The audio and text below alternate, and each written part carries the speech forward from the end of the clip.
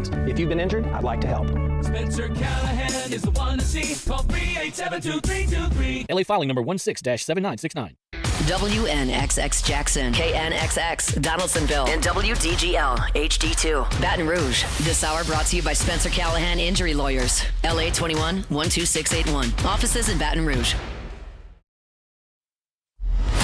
Now, The Hunt Palmer Show. This is a catastrophe.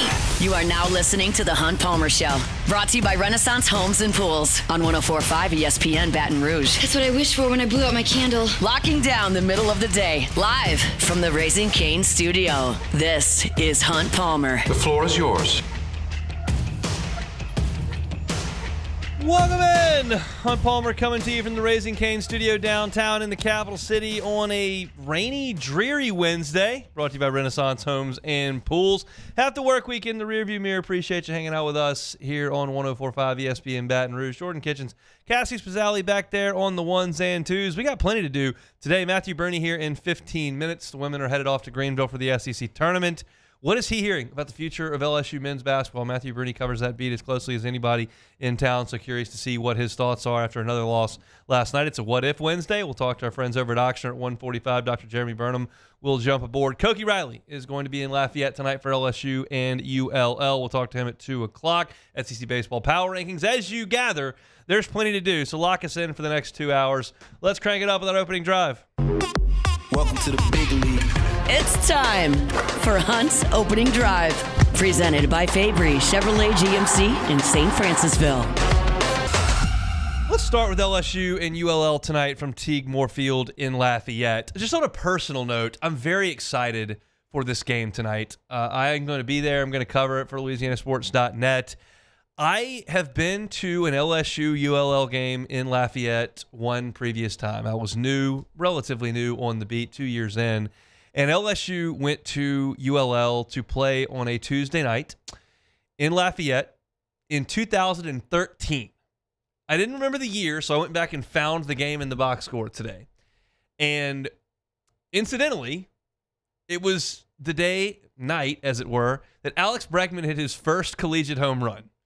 It was at Lafayette, LSU, ULL from Teague Moore. So I have not been in that ballpark since 2013. To paint you a picture of my night in Lafayette that night, I remember a couple things. One, there was no room in the press box for me at Teague Moore that night, so I was down in a movable, like folding style chair near the LSU dugout with no Wi-Fi. Like that's the accommodations that they had for me. And I thought it was crazy, awesome, but crazy that they were selling beer in the stadium. I couldn't believe it. Now you fast forward 13 years, and I checked out a picture online today of Teague Moore. It is nothing like the Teague Moore I remember. Looks gorgeous. Can't wait to get in there and see it. And everyone sells beer. So I'm very, very excited to get over there tonight to check out the action, see the new facilities. Y'all know I love college baseball. I like to see schools that take college baseball seriously. I am beyond fired up to go to Starkville this year for the first time since also 2013 before they redid Duty Notable, and I'm going to check that out this year for the first time. That's just kind of right up my alley, and I'm excited to get over there and check out this game. But I also think there's a lot of intrigue in this game. Before I talk about it, let me just get this preface out there. This game is not massively consequential to LSU or ULL. It's just not. You've got conference slates to play. It's March the 4th. There's a lot of baseball left to be played. So if LSU goes out there and gets beat by 6 tonight, I'm not going to sound an alarm on my show tomorrow. If LSU goes over there and 10 runs them, I don't think ULL should pack up their equipment for the year. It's just going to be a lively midweek game in a sold-out environment between a pair of teams that I think are pretty damn good. I think LSU is good. I'm confident in that. And it looks like ULL's pretty good. Their record would indicate that they are. They got off to a bad start. They lost the first 2 games of the season to Missouri State.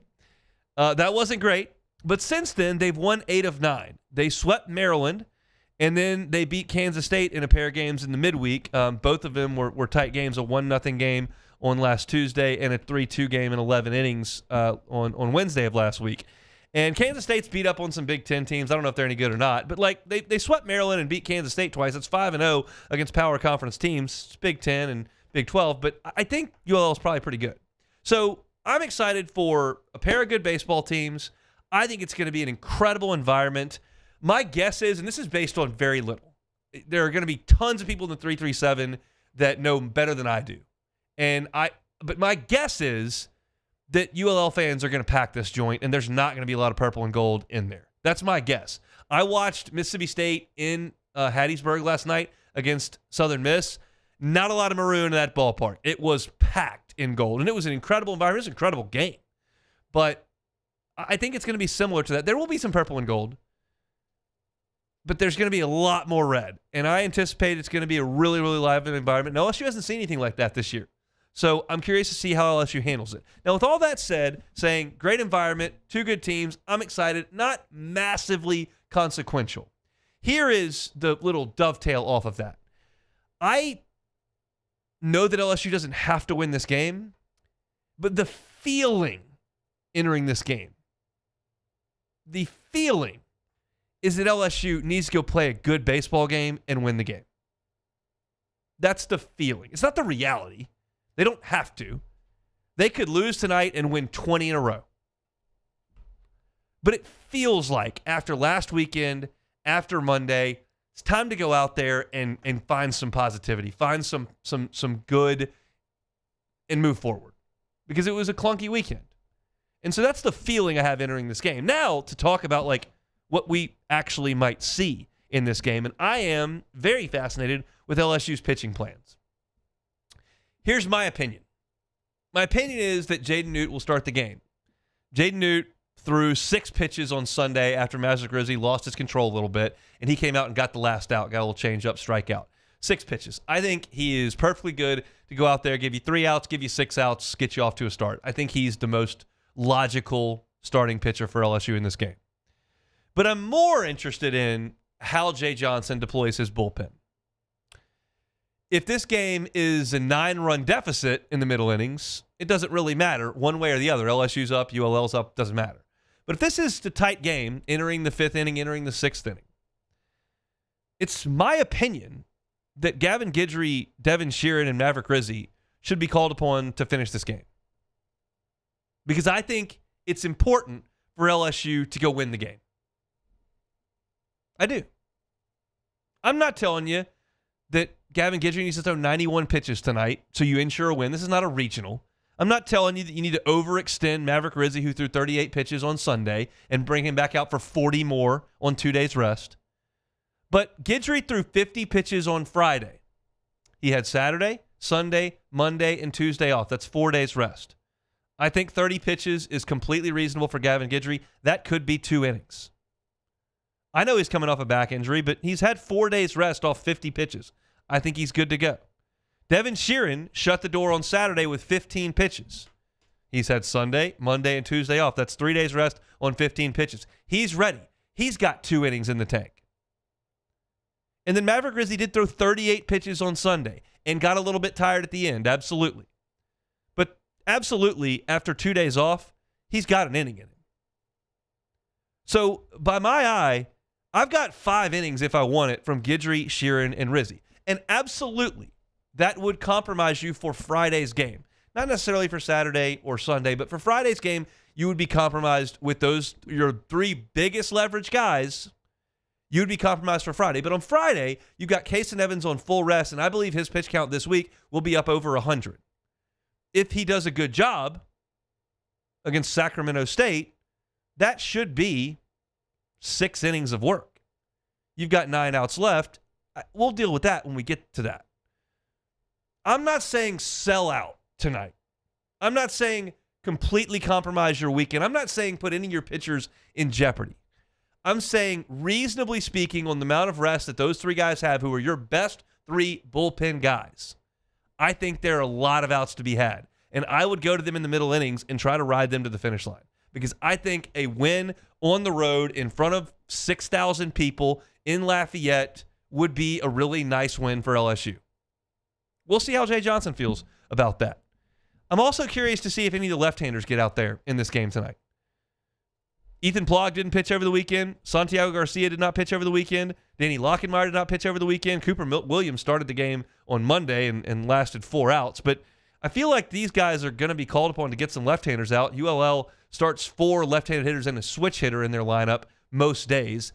You might need to use one of those guys intermittently across the course of a game, or if they lump some of those guys in there and you think that the 3rd inning is a really good time to go to Plog because there's 2 left-handers coming up. Like, I don't know what the batting order is going to look like. That's impossible for me to know at 1 o'clock in the afternoon. But LSU's going to need these left-handers, and they haven't pitched very well to this point.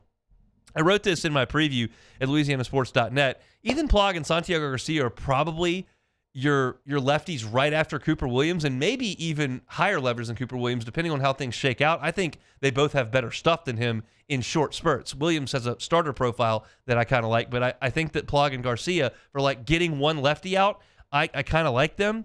They've been on the mound this year 3 2/3 innings, 3 2/3 innings for those 2 guys. And they've walked 5 and hit another. So in 3 2/3 innings, 6 free bases from guys that you're asking to come in and get the left-hander out. I need to see those guys be a little bit better. And, of course, the offense has got to break through. But that's not – like, I can drill down on your starting – on your bullpen guys and on this guy in this role. Like, your offense, everybody's got to be better. And I'll start with Derek Curiel because I think he's probably going to hit leadoff tonight. He was 3 for 18 over the weekend. That's a 167 average. He's now hitting below 300. He's got to get rolling, and he will. He's going to. I was going to say something. I'm just going to hesitate. I'm not going to – well – now that I've let that out of the bag. Like, this is just a personal Hunt thought. It's completely speculation. It is not in any way rooted in inside sourcing or facts. It's a complete Hunt thought. When Jay Johnson said on Monday, that Daniel Harden was not going up there and that Eddie Yaman was not going up there thinking about batting average, I thought about the draftable guys. And certainly Curiel is the most draftable guy on this team, and that's what I thought about. And maybe it's weighing heavy on him that it is his draft year early on, and he's thinking every time he goes up there that it's his draft year. I don't know that. Maybe it's not at all. But it's just when Jay said that on Monday, it perked my ears up a little bit. And maybe he's carrying a little bit of weight. Get loose from that. 3 for 18 over the weekend. That's not him. Did have a huge hit, so you take that. But he needs to be the guy to get LSU started. They need something in the first 3 innings tonight to go really well. They need a crooked number in the first 3 innings. Because if you hang 3 straight zeros on the heels of what you saw for 4 games over the weekend, and everybody in Lafayette knows that's the case, and everybody in LSU's dugout knows that's the case, you start to feel that tension. You start to feel that weight. That's what you got to free yourself from. And I'm hoping what they saw from the guys late in the game on Monday kind of relaxed them a little bit. It looked like it. They were smiling in the dugout. I remember looking at that game going, there are going to be people that don't like that the starters are smiling in the dugout after they've gotten blasted by Northeastern. And I get that. But I'm hopeful that those smiles were a little bit of tension relief because, hey, we can't get the hits, but look, the young guys are crushing the ball. All right, let's get back out there.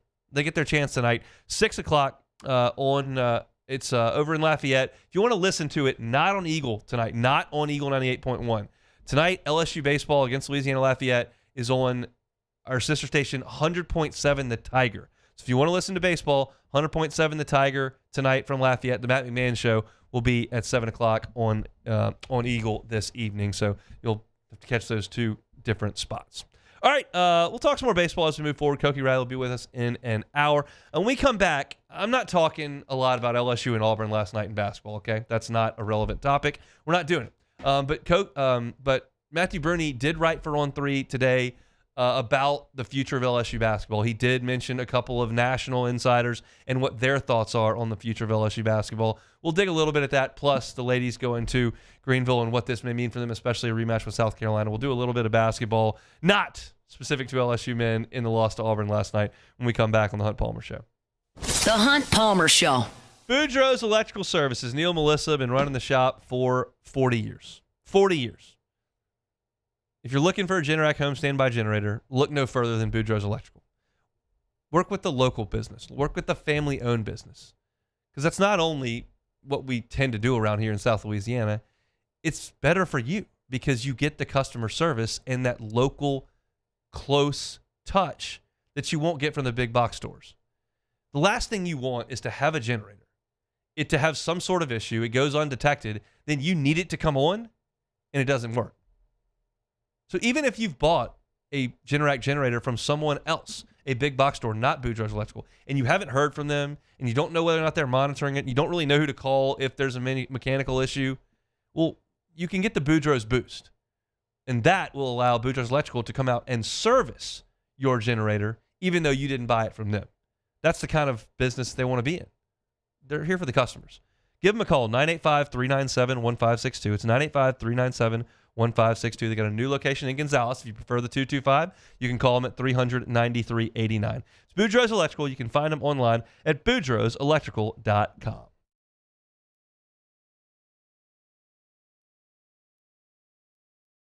At Parrish, we take pride in building roofs that last. Because in Louisiana, toughness isn't just on the court, it's in your home too. Parrish Construction and Roofing. ParrishBuilt.com. Hi, this is Beth Tarina. Welcome to my pool.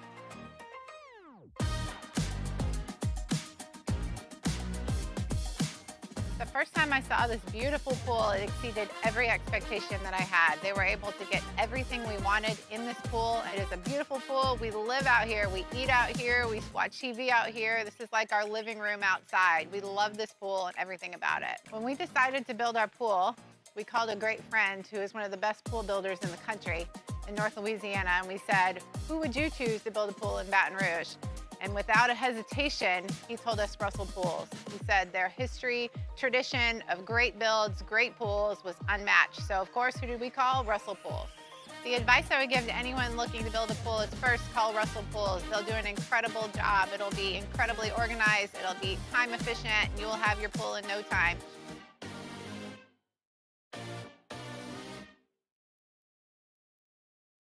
At Bayou Automotive, we believe in a sales process that puts you first. We want you to experience an easy purchase with clear pricing and great service. Let Bayou Ford and Bayou Chrysler Dodge Jeep Ram be your trusted partners in finding your perfect vehicle. The crew at Bayou Automotive is going to do right by you.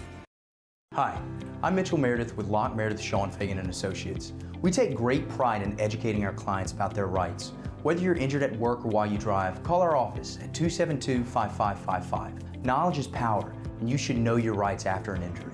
Hi, I'm Sean Fagan of Locke Meredith Sean Fagan & Associates. When insurance companies have been unfair, we've never been afraid to go to trial. Fighting hard to protect your rights, we never settle a case out of convenience. We only settle when it's right for you. Whether you hire us at all, give us a call. Most roofers just replace your shingles. At Pelican, we diagnose your roof, digging deep down to find the root cause of your roof symptoms. Now call for me?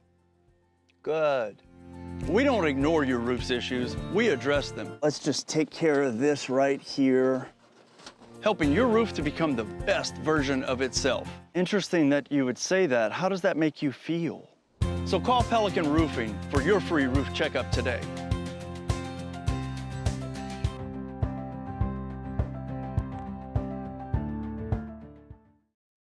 Transform your living space with Lacoste & Young Remodeling and take your home from outdated to outstanding. Redefine your kitchen for the ultimate culinary experience or elevate your daily routine with a spa-worthy bathroom retreat. Our skilled team brings 3D modeling. You're listening to The Hunt Palmer Show, brought to you by Renaissance Homes and Pools.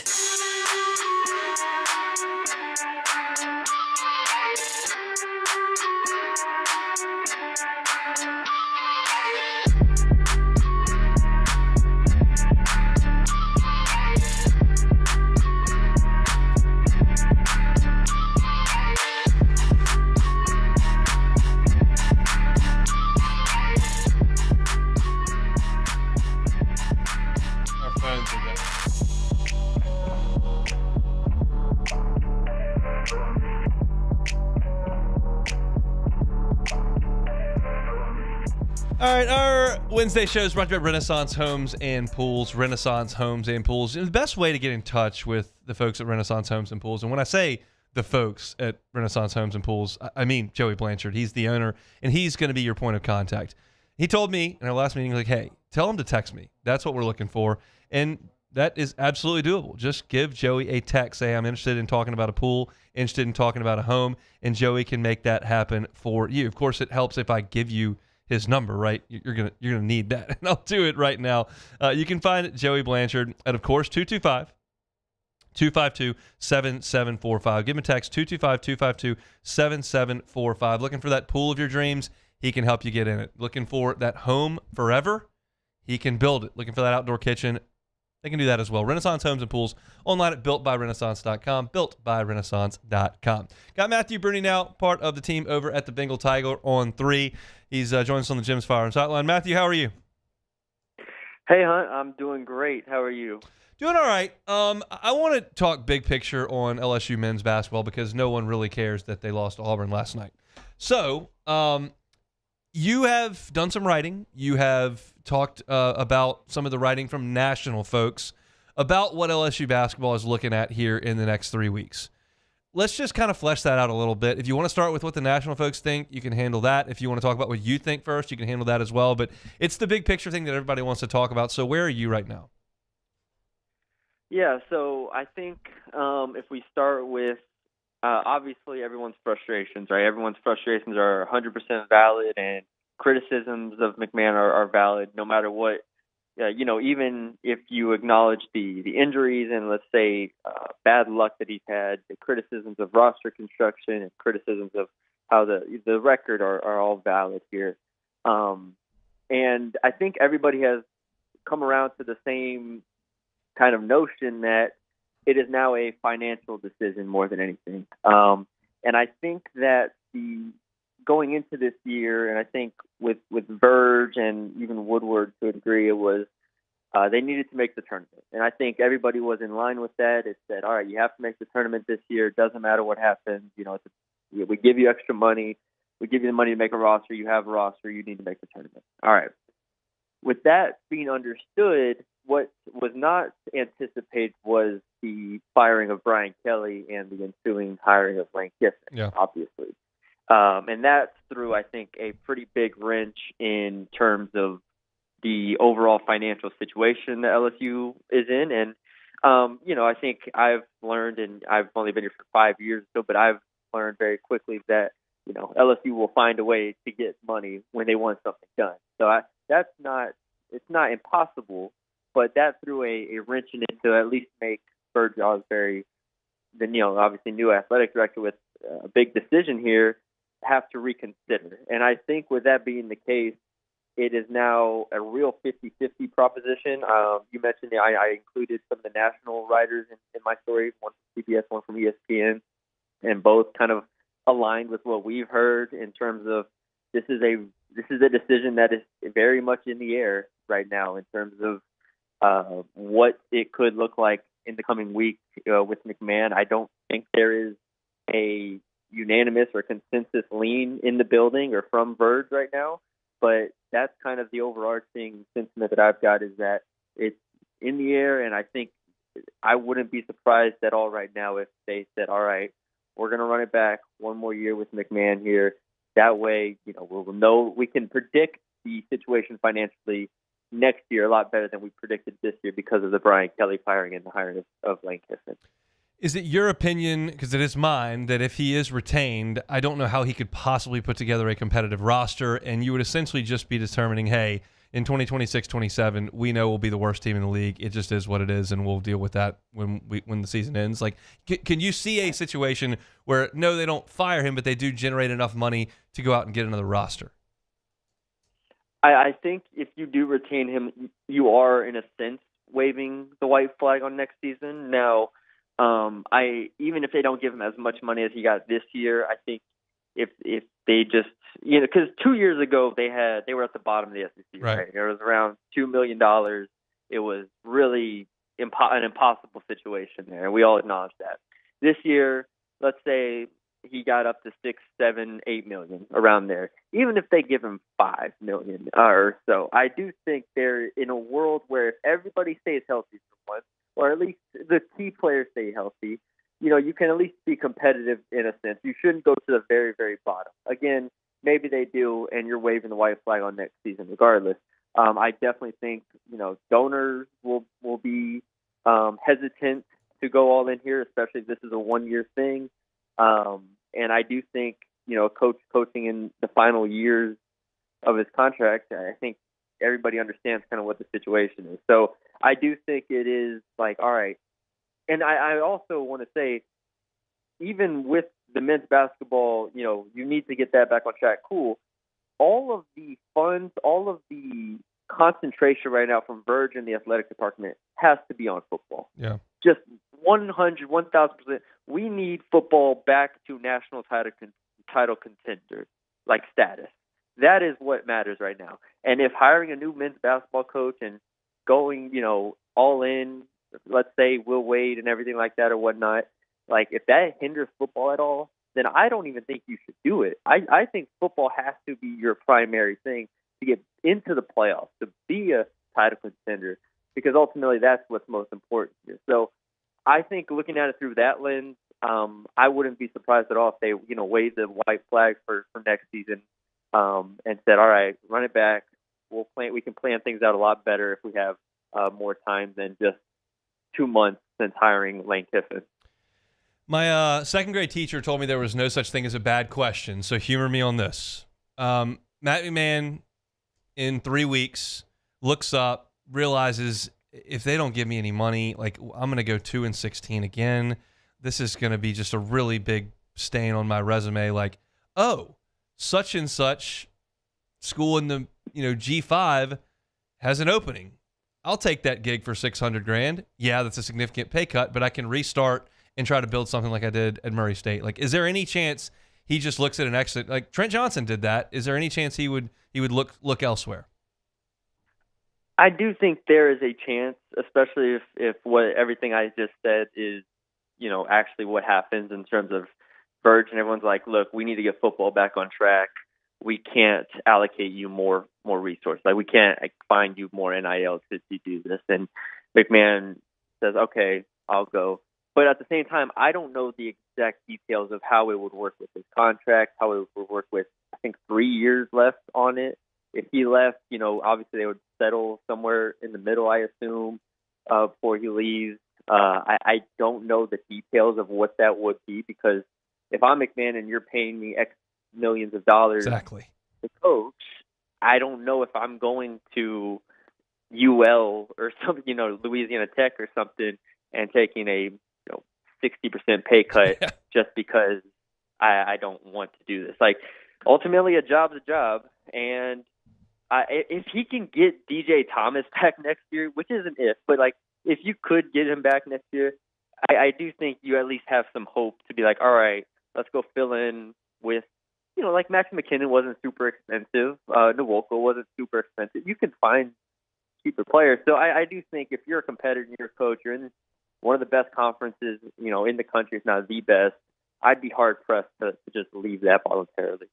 It was a bad question, I admit it, but I just thought I'd toss it out there. All right, Matthew Bruni is our guest with the Bengal Tiger, part of the team at the on 3. The LSU ladies about to grab a bus and head off to Greenville. What's on the line here? What are they trying to accomplish in the SC tournament?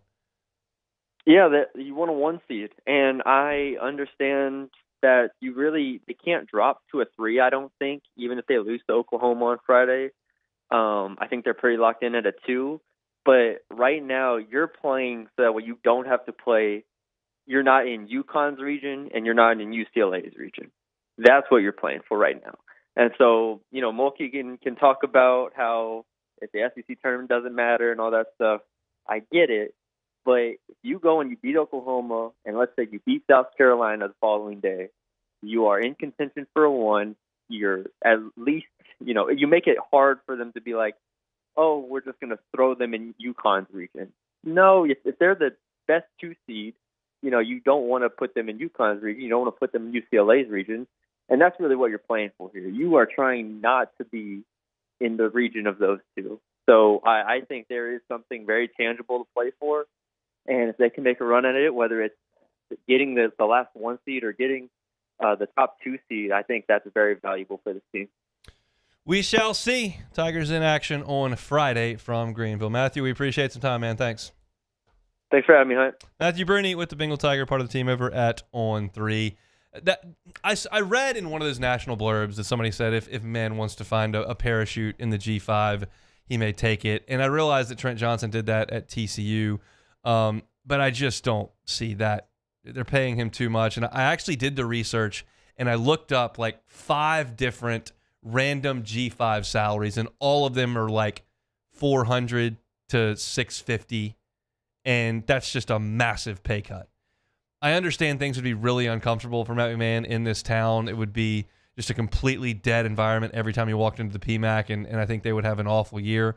But that much money is that much money, and I just don't see how someone would step away from that. Even if LSU looked at him and said, like Matthew said, like, hey, we're going to fund football. We're going to fund some of the other sports. We don't have a lot for you here. So you're on contract, and, here. I don't know. It's easy for a lot of people to spend other people's money, and this will be something we talk about next week when their season ends. It's easy for you to jump on the message board or jump on Twitter and say, they'll buy him out. It's a monthly buyout. Like, it's fine. They'll just pay it. They pay everybody. That's an easy thing to say. And I'm not saying that's wrong. But do you know? Or do you just think? We'll see. What If Wednesday? Next.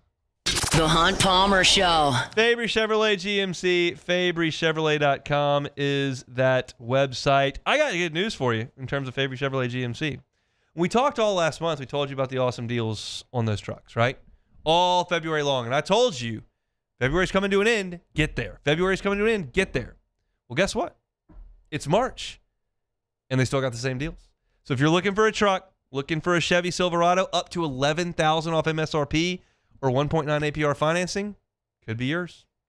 Looking for a GMC Sierra up to $13,000 off MSRP or 0.0% APR. If you need a truck, Chevy Silverado, GMC Sierra, get up Highway 61 in St. Francisville and see my friends at Fabry Chevrolet GMC. You'll have a wonderful buying experience, great customer service, incredible service after the sale, and listen to the deals. They speak for themselves. Fabry Chevrolet, Highway 61 in St. Francisville. The entire inventory, including those Silverados and Sierras, is online at FabryChevrolet.com. At Bayou Automotive, we believe in a sales process that puts you first. We want you to experience an easy purchase with clear pricing and great service. Let Bayou Ford and Bayou Chrysler Dodge Jeep Ram be your trusted partners in finding your perfect vehicle. The crew at Bayou Automotive is going to do right by you. Investing in a new roof doesn't have to be overwhelming. At Pelican Roofing, we offer 0 interest for 21 months because everyone deserves a safe, secure home. Trusted, local, affordable. Pelican Roofing, making quality roofing affordable for South Louisiana families. Everything you need for a stunning garden is at the Plant Barn in Baton Rouge. From trees and shrubs to plants and pottery, the Plant Barn has it all at great prices. Visit us today on Valley Street, right off Perkins Road in South Downs. At Raising Cane's, we hand batter every chicken finger, mix every cane sauce, butter every Texas toast, stir every slaw, and salt every fry. Because when you do it right, you can taste it in every bite. Raising Cane's chicken fingers, one love. Lock Meredith, Sean Fagan and Associates has won for our clients over $175 million over the decades, but our greatest success is our clients who have chosen and trusted us to help them. Whether you hire us at all, give us a call. You've got nothing to lose. Hi, I'm Sean Fagan. If you get injured, you could be staring at medical bills, repair costs, and lost income. Life can be turned upside down. At Lock Meredith, Sean Fagan and Associates, we'll work to turn your world right side up. Hire us, and like thousands of our clients, you'll be glad you did. Who bears the standard? Who sets the bar? It's not those satisfied by low-hanging fruit or by taking it easy. No, the standard is set by the best of us, by those who work hard. Dig deeper. Give more. At Sunshine, we're proud to provide John Deere products that work hard for you, the standard bearers. Find the dealer nearest you at sunequip.com.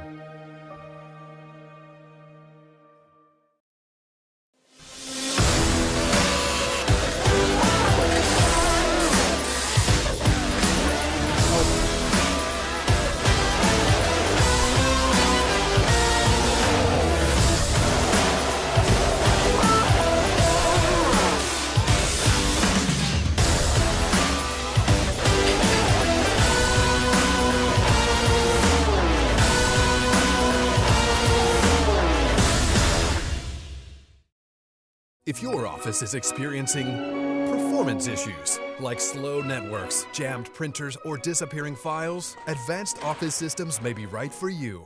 With powerful IT solutions, print management, document imaging, and security systems, they help offices regain confidence naturally. Side effects may include uncontrollable efficiency, smoother workflows, and a sudden burst of office joy. Say goodbye to those emotional. You're listening to The Hunt Palmer Show, brought to you by Renaissance Homes and Pools.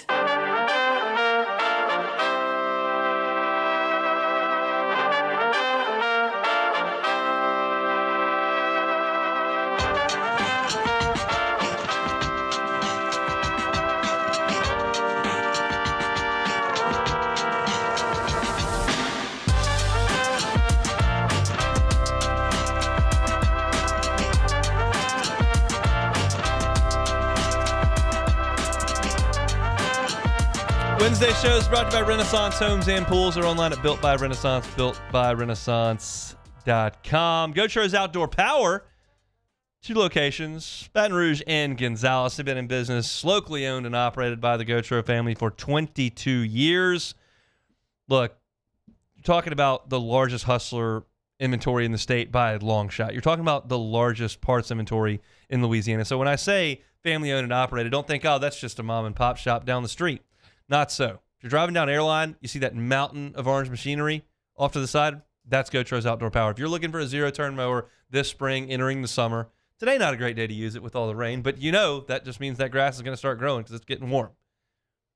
If you need that zero-turn, need a hustler, get on by Gotro's Outdoor Power. Incredible customer service. Financing options are available. They can get you behind the wheel of a new mower for $100 a month. Consider what you pay someone to come mow your yard. Maybe this is a better option. So go see them at Gotro's Outdoor Power, those 2 locations, on Airline Highway in Baton Rouge or in Gonzales. They're also online at gotrosonline.com. All right, What If Wednesday? Time, space, reality. It's more than a linear path. Where a single choice can branch out into infinite realities. Follow me and ponder the question. What if? All right, so what if William Schmidt has another shutout inning on Sunday and Kason Evans struggles? I'm not sure that Jay Johnson's in a hurry to move him to start SEC play. I think he trusts Kason at the top. I think he really trusts Cooper Moore in that second slot, and I think he feels like there's a huge advantage on Sundays with William Schmidt. I wrote this. I believe, don't quote me on this, but it's very close. I think 2 years ago, LSU went 2-8 in game 3s. Last year, I think they were 5-5 in game 3s. So you're talking about 7-13 over 2 years in game 3s. Not too good. To have William Schmidt in that spot, whether you've won 2 games in a row to open the weekend, whether you've split them, or whether you've lost 2 games in a row. It's just a really nice insurance policy to have right there right now, the way he's throwing the ball. So, yeah, if Kason Evans goes out there and you've got a problem on Fridays and you start 1-4 on Fridays, you do have to look at how you're handling things. But right now, I don't think he's in a hurry. And it's not like Kason's throwing the ball really poorly. It's not just razor sharp, but there's some good there. He struck out a lot of guys last week. He hung 4 zeros the week before. There's some good stuff. He's just got to be more complete. And so I don't think, to your question, I don't think they're going to move anybody right now. Okay, so at what point would you say it's time to hit that red flag, like the sirens going off? Like what point in the season? Depends on what it looks like. I mean, if Kason Evans' SEC ERA through 3 weeks is 11 and you're 0-3 and gotten blasted, it's time to make a change. You got to do something. But right now, you're winning games that he starts. You've won all 3 games he started. I'm not in a hurry to move off him. Okay, so what if Todd Golden was hired at LSU instead of McMahon? Would the results be the same? No, they would not be the same. I don't think that Todd Golden would have built LSU into what Florida is immediately. It's hard to know from the outside how much fundraising he's doing. He's clearly got a lot of money, and he's clearly a great coach. Yeah. But you consider that their resumes from San Francisco and Murray State were like exactly the same, and just an incredible coincidence. McMahon's last team, which did not have Ja Morant, that went 30-3, played Golden's team in the NCAA tournament and beat them. Oh, wow. Murray State beat San Francisco. So they look the same on paper. And one's got a national championship and is going to be a 1 seed this year, and the other one has the worst record in the history of LSU basketball. It's partly coaching, and it's partly investment. And I think Todd Golden would have done better than Matt McMahon here. I don't think he would have done great year one. Okay, he didn't do great year one in Florida, and I don't think last year, if he'd have gotten the same NIL investment that LSU got, that he would have had a very good team. But stands to reason he's figured this out, and he's doing a lot of work in fundraising and securing NIL stuff and then getting the players. So he would have done a good job at LSU, better than McMahon. I don't think it would have been just like exactly inverse. McMahon goes to Florida and the bottom falls out, and Golden comes to LSU and wins the national championship in year 3. I don't think it would have been that drastic. Do you think LSU could have got the same type of player? Because Florida's got a roster right now. Like their roster's ridiculous. If you get the money, but you've got to get the money. Yeah. And the era that Golden has succeeded in was the wild, wild west, pay anybody, anything, anytime. Yep. And if he could have wrestled that up in Baton Rouge, then you could get some guys. But I don't think it would have been the exact same. Okay, so what if LSU makes the semifinals of the college football semifinals, but they lose to Ole Miss? Who did this? Who wrote this? I'm not exaggerating. If you told me LSU could go 9-3 and miss the field, or go 11-1, make the CFP, get to the semis, lose to Ole Miss, and they go play in the final, I would rather miss the whole thing. I believe you. I would rather miss the whole thing. Yeah. I got skins on my wall. I talked about this all January long. I don't need Ole Miss even getting in that game. I don't think they'll ever get in that game now. Yeah. They had their shot here, and I think they missed it. But no. If you're giving me a what if here, and I get to have the big football season and get to the semis, to the Final Four, big Showtime and Cotton Bowl, the Peach Bowl, the Rose Bowl, whatever, and you lose and they go to the final, no, I'll pass.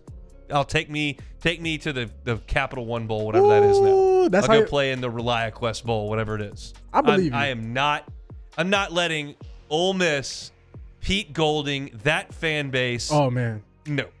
Nope. It would be. I'll bow out. ReliaQuest Bowl. I can't even put Independence in the words. Bowl. Independence Bowl at Shreveport? You gonna be there? Yeah, I'll be there. Oh yeah. We'll do the show here, Hunt Palmer Show, live from the fairgrounds in Shreveport. Live from the fairgrounds. Could do it from my parents' front porch. I was going to say Not that. a lot of room on the front porch, but we could do it from the front porch if we go to the Independence Bowl. If I'm not gonna win, I'm certainly not gonna let Ole Miss go do it. Nah, man. I even hate the thought of that. Like that. Having such a great season like that. Because that means LSU season was immaculate. Yeah, they made it all the way to the semifinals. Like we are actually knocking on the door. And you're looking at Ole Miss head to head. We already know what that game is going to be. So that means LSU, because they already going to play it already. But regardless of the fact, I couldn't even imagine just losing that game. But you're telling me we lose. I'd have to think really long and hard about it, about if you just get to play the game. Because that possibility then exists. True. But again, I'm working with some equity here. I got 3 natties in my back pocket, seen them all with my own eyes. Okay? This one different though. You know this one's different. You know this one is different. I don't want Ole Miss to ever get there. Exactly. So maybe I'm unreasonable. No. I'll check in the Bayou 4 chat, see what they think. No, but Hunt. No. I need Ole Miss where they're supposed to be. They're supposed to be 7-5. That's where they should be. They fit very well in 7-5. They do. Play that Egg Bowl for some bowl eligibility or something. Get onto the Liberty Bowl. Check out that Music City Bowl. Great spot for the Rebs. Not the Final Four. Right. I can't deal with that again. Give us an A.J. Brown every now and then. I ran around my kitchen island after Beck ran that ball in against Ole Miss. That's why I said nobody will ever disrespect Beck ever again in my life. He did what needed to be done. He should never buy a beer if he ever comes to Baton Rouge ever again. So that's it for What If Wednesday. One Bath and Closets, onebathandclosets.com is the website. David Duvall and his team, 30 years redesigning and remodeling bathrooms and closets. Look, bathrooms can be a dangerous place. If somebody in your life is aging, get them those non-slip floors. Get them those handrails where there could be dangerous areas. How about in the bathroom, a walk-in tub for convenience and comfort, safety? How about a shower with benches in it? They can do that for you as well at One Bath and Closets. David Duvall and his team do it all the time. If you're concerned about paying for it but think it might be the time to get it done, Well, don't let that stop you. They've got financing options, 0% up to 18 months. They can absolutely help you out with that. So it's One Bath and Closets. You can find them online at onebathandclosets.com. When we come back, we will close out the hour with Dr. Jeremy Burnham. There's been a weird injury in South Carolina. We don't have details about it, but I'm just curious about the circumstance and then Shane Beaner's response to it, which I also found to be odd. I'll get Dr. Burnham's thoughts on that, as well as some of the talking points that he wants to hit on here as we close out hour number 1 next. The Hunt Palmer Show. Highland Insurance Group, HighlandIG.com, HighlandIG.com. Jonathan Carbo and his team, they're just great folks to work with. They're awesome people, one, and they know what they're doing, too, and that's important. You need to make sure that your insurance broker knows what they're doing. In some instances, it could be a captive. If you are a sizable business, you pay a significant amount in premium, you have great loss history, great risk management, and you have not been shown a captive, call the Highland Insurance Group. Say, hey, I'm kind of drowning in these premiums here. We don't really have claims. Like, can we get in a captive? Let them come talk to you about it. If your broker hasn't shown you that, perhaps he or she doesn't have access to a captive. Perhaps he or she doesn't have a grasp on captives. They do at the Highland Insurance Group, and they will help you out by potentially changing the game on your bottom line with a captive program. Not everyone fits, so it's not a one-size-fits-all thing. But they have the experience, they deal with them every day, and they're happy to show you what that might look like for your business. The Highland Insurance Group, find them online at HighlandIG.com.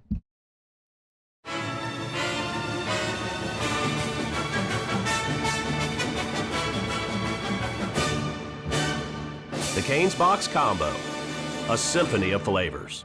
Raising Cane's Chicken Fingers, one love. These ice cubes could have been a thankless bed for an all-you-can-eat salad bar. But instead, they cradle and cool the crisp, refreshing Dos Equis. Nicely done, ice cubes. At Bayou Automotive, we believe in a sales process that puts you first. We want you to experience an easy purchase with clear pricing and great service. Let Bayou Ford and Bayou Chrysler Dodge Jeep Ram be your trusted partners in finding your perfect vehicle. The crew at Bayou Automotive is going to do right by you.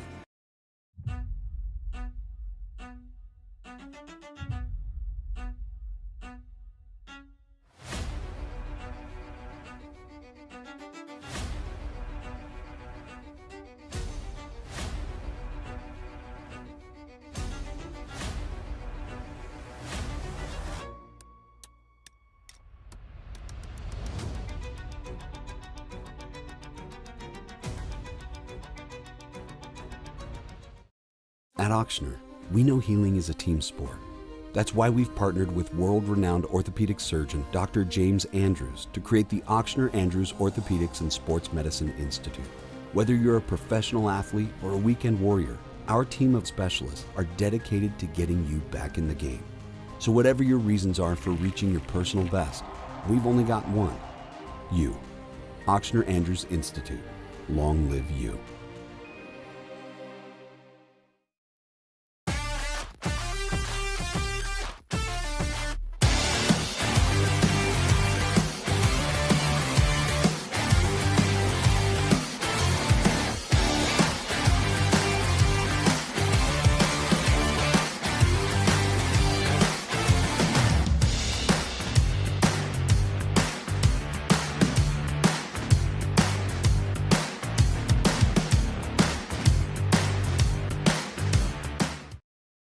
I'm Lawyer Locke Meredith. We are honored and humbled to receive from our clients in Google, based on 5-star client reviews, the designation of our law firm is highly recommended. Whether you hire us at all, please give us a call, 272-5555. You have nothing to lose.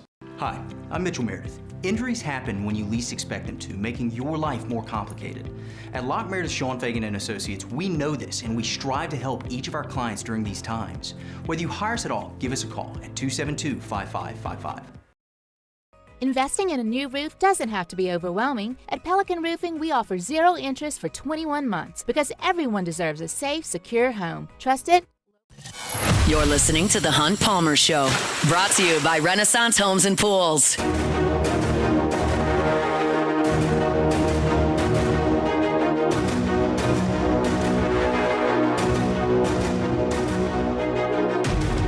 Failure happens to us all, but it's our champions of all. Wednesday show is brought to you by Renaissance Homes and Pools. You can find them online at builtbyrenaissance.com. That's builtbyrenaissance.com. Time now with our sports health conversation driven by the folks over at Auctioneers. Dr. Jeremy Burnham gives us time every couple of weeks. He's on Jim's Firearms Hotline. Dr. Burnham, how are you? Hey, good afternoon, Hunt. Doing great. Glad to hear it. The first question I have for you, we don't have any concrete evidence or any sort of real information on this. I'm just curious because you're a medical professional and see stuff like this all the time. Jacarius Peak is a offensive lineman that transferred to South Carolina, slated to be their left tackle. Huge addition for Shane Beamer's team. And in a team building exercise, they played a 3-on-3 basketball tournament, and he got hurt to the point where he's going to miss all of spring and all of summer. We don't know how he got hurt, but you see basketball injuries all the time. You see football injuries all the time. Y'all have dealt with folks that are 6'6", 330 pounds. Would you allow your football team to play off-season 3-on-3 basketball? Hey, that's a great question. It's definitely a unique mix between the basketball injury and the football athlete. Now, this is a guy, he was, I think, one of the top portal transfers this year, right? So I think pretty big news coming out of an SEC rival here. I mean, I think it's a tough call, right? So basketball develops a lot of skills, a lot of hand-eye coordination, a lot of footwork that I think is beneficial and football. And also there's the team building aspect, right? I think we all, all of our groups or teams or anybody can relate to wanting to do some of these team building things. If no injury would have happened, then we wouldn't have been talking about it. It probably would have been a positive thing, but certainly a lot of eyes on it. I think this is a guy that I don't think he had much of an injury history prior to this. I think he started a lot of games, 30 or 40 games without major injuries, to my knowledge. So certainly a development. It sounds like it's probably not a full ACL tear. I think did they say he's coming back? I think this summer maybe, or maybe the fall. Right. And I don't even know if it's a knee, lower leg. Who knows exactly what happened? But clearly he didn't tweak his ankle. Something happened if he's going to miss 6 months here. Something enough that he's going to be out for a little while. You would think that it's probably in line with maybe an MCL type injury with maybe a bone bruise or a possibly meniscus tear. I don't think I've seen anything publicly released. If it's an ACL, you're thinking 9 to 12 months. This sounds shorter than that. These big guys, they put a lot of torque in their knees. They can do a valgus maneuver where their knee kind of bows in, and that's what stretches the MCL. So I think that's likely to be a part of it, but we don't know a lot about it. I think, you're looking at that 3 to 5 months. He's probably going to be back in sports-specific things, and hopefully for them, be back at the fall. And it sounds like it's probably a non-contact injury. You can get hurt doing anything. I tell my patients that all the time. You just got to be smart about it. Some things you can't control. I would tell Coach Beamer maybe look into paintball, water slides, maybe some bowling, as opposed to a 3-on-3 basketball tournament with a bunch of 6'5" dudes. Not pickleball. I can tell you that. Not pickleball. Really? Of those injuries. Oh, okay. Yeah, lots of pickleball injuries. Interesting, because my wife's all about pickleball these days. It's National Athletic Training Month, so let's talk a little bit about that. I know y'all have got an incredible staff over there at Elite as well as Auctioneer. I think athletic trainers are the core, the backbone of sports medicine. I've said that before on the show, Hunt. And, you probably have seen athletic trainers, or athletic trainers have been around you when you didn't even realize it. They put in crazy hours. I mean, early mornings, late evenings. This is obviously can be all the way from the professional setting down to your middle school athlete that's playing a game, but also companies like Amazon and some of the different industries out there are starting to employ athletic trainers. And they really, a lot of times are the unsung heroes. We all remember DeMar Hamlin when he went down, It was athletic trainers that kind of sprung to his rescue. And so they're very, very highly skilled, very, very educated, very, very hardworking people that if I'm out there playing pickleball or whatever it is, I want an athletic trainer close by. This is a month in March that we take every year to recognize athletic trainers. If you see an athletic trainer, I just encourage people to thank them. They probably don't get thanked enough, and just tell them how much you appreciate them. No question. Jay Johnson is very meticulous about everything that goes on at LSU baseball, and he thanked their trainer last week in a big way for everything that's going on over there. So it's a big deal, obviously. What's going on over at Elite? We got about 90 seconds left. Yeah, hey, we got a lot of good things going on at Elite. We're always working on our ACL prevention stuff. We talk about that all the time. A lot of our team actually is getting recognized at the American Academy of Orthopedic Surgeons this week. We have several surgical technique videos and some different research that we're doing getting represented there. So proud of our team making waves there. Always, we have our walk-in clinic. We're going to be expanding those hours soon, so we're open 7 days a week. You can just walk into the Elite facility and get seen for an orthopedic issue. Appreciate your time very much, Dr. Burnham. Have a great rest of your week, and we'll talk very, very soon. Talk to you soon, Hunt. Thanks. That's Dr. Jeremy Burnham with Auctioner. The weather is warming up at Auctioner Andrews Sports Medicine Institute. Know that sports injuries can be unpredictable. One situation you can protect yourself from is muscle cramping. One of the first things you can do to aid in recovery to avoid muscle cramping, stretch prior to and at the end of your activity. Not drinking enough fluids, that can lead to muscle cramps as well. Be sure to stay hydrated as that weather warms up. To learn more about sports injury prevention and treatment, visit auctioner.org/brortho. That's auctioner.org/brortho. Appreciate Dr. Burnham for jumping aboard here. That is a fast-moving hour number one here on this Wednesday edition of the Hunt Palmer Show. We're brought to you by Renaissance Homes and Pools. They're online at builtbyrenaissance.com. Builtbyrenaissance.com. If you missed any of the first hour, catch it on demand wherever you find your sound. I opened the show today talking about LSU and Louisiana Lafayette this evening from Lafayette. I think it's going to be an incredible environment, a great night for college baseball in the state of Louisiana, one that is important to both teams, but certainly not one that's going to wreck anybody's season. And I expect there to be really spirited competition. I talked about my last time there in Lafayette, which was 2013 when Alex Bregman hit his first career home run as an LSU Tiger. That's the last time I was there. And I was sitting in a folding chair by the dugout. Now they've built that baby out. I'll be in the comforts of a press box tonight, and there will be 6,000 that'll be there rowdy, and I can't wait for that. So I talked about that at the top of the show. Matthew Bruni jumped on 15 minutes into the show at 1:15, talked about LSU basketball big picture. What do the national analysts think? What's realistic moving forward, and what he thinks may happen with LSU basketball. So we talked about that at 1:15, a little What If Wednesday. And then, of course, sports health with our guys over at Auctioner. That's Dr. Jeremy Burnham today. We certainly appreciate him for giving us some time. We'll take a time out when we come back. Koki Riley from The Advocate. He'll be in Lafayette tonight. We'll talk Tigers and Cajuns after Sports Center when we come back on this Wednesday edition of the Hunt Palmer Show. The Hunt Palmer Show. Fabry Chevrolet GMC, FabryChevrolet.com is the website. Reminder, they service all makes in the service department at Fabry Chevrolet GMC. So if you have a bit of an issue and you're looking for somewhere to take that vehicle, take it to Fabry Chevrolet GMC. I told you all earlier this week, my wife and I went up to St. Francisville for a little bit of a celebration of our 5th anniversary. It's such a quick drive up from Baton Rouge. Just a hop, skip, and a jump up there. So if you're in Baton Rouge, don't let St. Francisville scare you off. It's right there on Highway 61. And certainly if you're in New Roads or Ventura, somewhere in Point Capee, or if you're over in the Felicianas, certainly in Baker, Scotlandville, north of Baton Rouge, it's right there on Highway 61 in St. Francisville. And you know you're going to get an amazing customer service when you get to Fabry Chevrolet GMC, because the Fabry family's been here for 35 years doing just that in our great city. So go by and see them, Highway 61 in St. Francisville. The entire inventory is online at FabryChevrolet.com. It's Fabry Chevrolet GMC online at FabryChevrolet.com. At Bayou Automotive, we believe in a sales process that puts you first. We want you to experience an easy purchase with clear pricing and great service. Let Bayou Ford and Bayou Chrysler Dodge Jeep Ram be your trusted partners in finding your perfect vehicle. The crew at Bayou Automotive is going to do right by you. I'm Lawyer Locke Meredith. If you're battling an insurance company because of a wreck not your fault and they're not calling you back or being fair, whether you hire us at all, give us a call, 272-5555, or email Locke Meredith, Sean Fagan and Associates. You have nothing to lose. Hello, I'm Collins Meredith. If you've been injured on the job, you'll likely have a workers' compensation claim, but you may also have a tort claim, which opens up significant recovery rights not normally available for a work injury. If this is you, call us or come see us at Locke Meredith, Sean Fagan and Associates.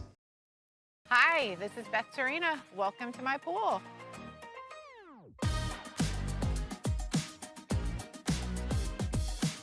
The first time I saw this beautiful pool, it exceeded every expectation that I had. They were able to get everything we wanted in this pool. It is a beautiful pool. We live out here, we eat out here, we watch TV out here. This is like our living room outside. We love this pool and everything about it. When we decided to build our pool, we called a great friend who is one of the best pool builders in the country in North Louisiana, and we said, who would you choose to build a pool in Baton Rouge? And without a hesitation, he told us Russell Pools. He said their history, tradition of great builds, great pools was unmatched. So of course, who did we call? Russell Pools. The advice I would give to anyone looking to build a pool is first call Russell Pools. They'll do an incredible job. It'll be incredibly organized, it'll be time efficient, and you will have your pool in no time.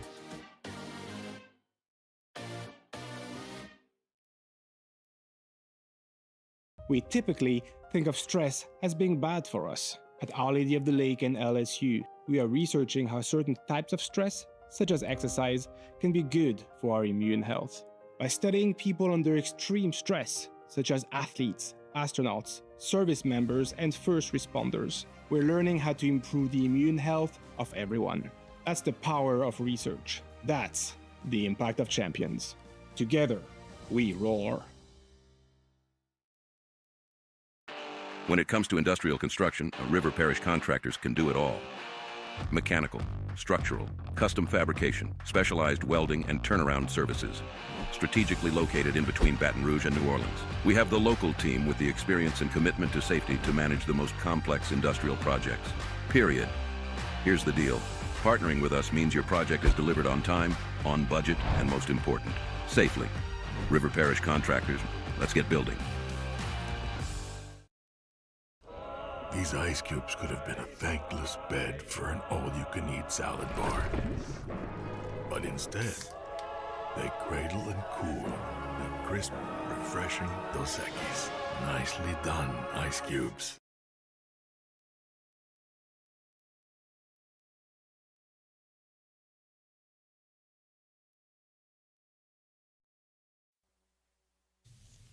This is SportsCenter. I'm Christine Lisi. The Rams and Chiefs agreeing to a trade, sending all-pro quarterback Trent McDuffie to Los Angeles for the 29th overall pick and 5th and 6th round picks in next month's NFL draft, as well as a 2027 third-rounder. ESPN NFL front office insider Field Yates. If I'm Kansas City, one of the things goes right to the top of my mind as I sit at number 9 overall in this year's draft with a player in Jeremiah Love who would be a perfect fit for this Chiefs offense. I now have a bunch more ammo to start making calls to move further up the board. Could you get as high as number 3 with the Arizona Cardinals, number 4 with the Tennessee Titans? McDuffie is expected to sign a long-term extension with the Rams. Corner was a top need for Los Angeles going into free agency and the draft. Cowboys got under the salary cap by restructuring the contracts of quarterback Dak Prescott, receiver CeeDee Lamb, and left guard Tyler Smith. Chargers plan to release guard Mekhi Becton in a cost-cutting move. Ahead of Friday's NHL trade deadline, the Stars bolstered their blue line. They acquired veteran defenseman Tyler Myers from the Canucks for a second-round pick in 2027 and a fourth-rounder in 2029. Confetti Craze 5-Hour Energy tastes like straight-up birthday cake. Vanilla, buttery, funfetti flavor in one tiny bottle. It's all cake, no sugar, and perfect when I need a quick, tasty caffeine boost. Get yours today at 5hourenergy.com or Amazon. Now, The Hunt Palmer Show. This is a catastrophe. You are now listening to The Hunt Palmer Show. Brought to you by Renaissance Homes and Pools on 104.5 ESPN Baton Rouge. That's what I wished for when I blew out my candle. Locking down the middle of the day. Live from the Raising Cane studio. This is Hunt Palmer. The floor is yours. Hour 2, Wednesday edition of the Hunt Palmer Show, officially working towards the weekend. Appreciate you hanging out with us on 104.5 ESPN Baton Rouge. Going to talk a little LSU and Louisiana Lafayette, Tigers and Cajuns tonight, 6 o'clock from the Teague. Mississippi says they're not going to tax NIL if this thing gets passed. Could that happen in Louisiana, and is that a good idea? I'll talk about it in 15 minutes. And SEC Baseball Power Rankings coming up at 2:30. Let's start things off with LSU and Louisiana Lafayette. We'll do that with Koki Riley of The Advocate. Joins us now on the Jim's Firearms Hotline. Koki, thanks for the time. How are you? Doing pretty well. How's it going? Going quite well. Not a great weekend for LSU offensively, and it all kind of fell apart on Monday. How jarring was Monday's performance, especially through the first 6 innings from your seat in the press box?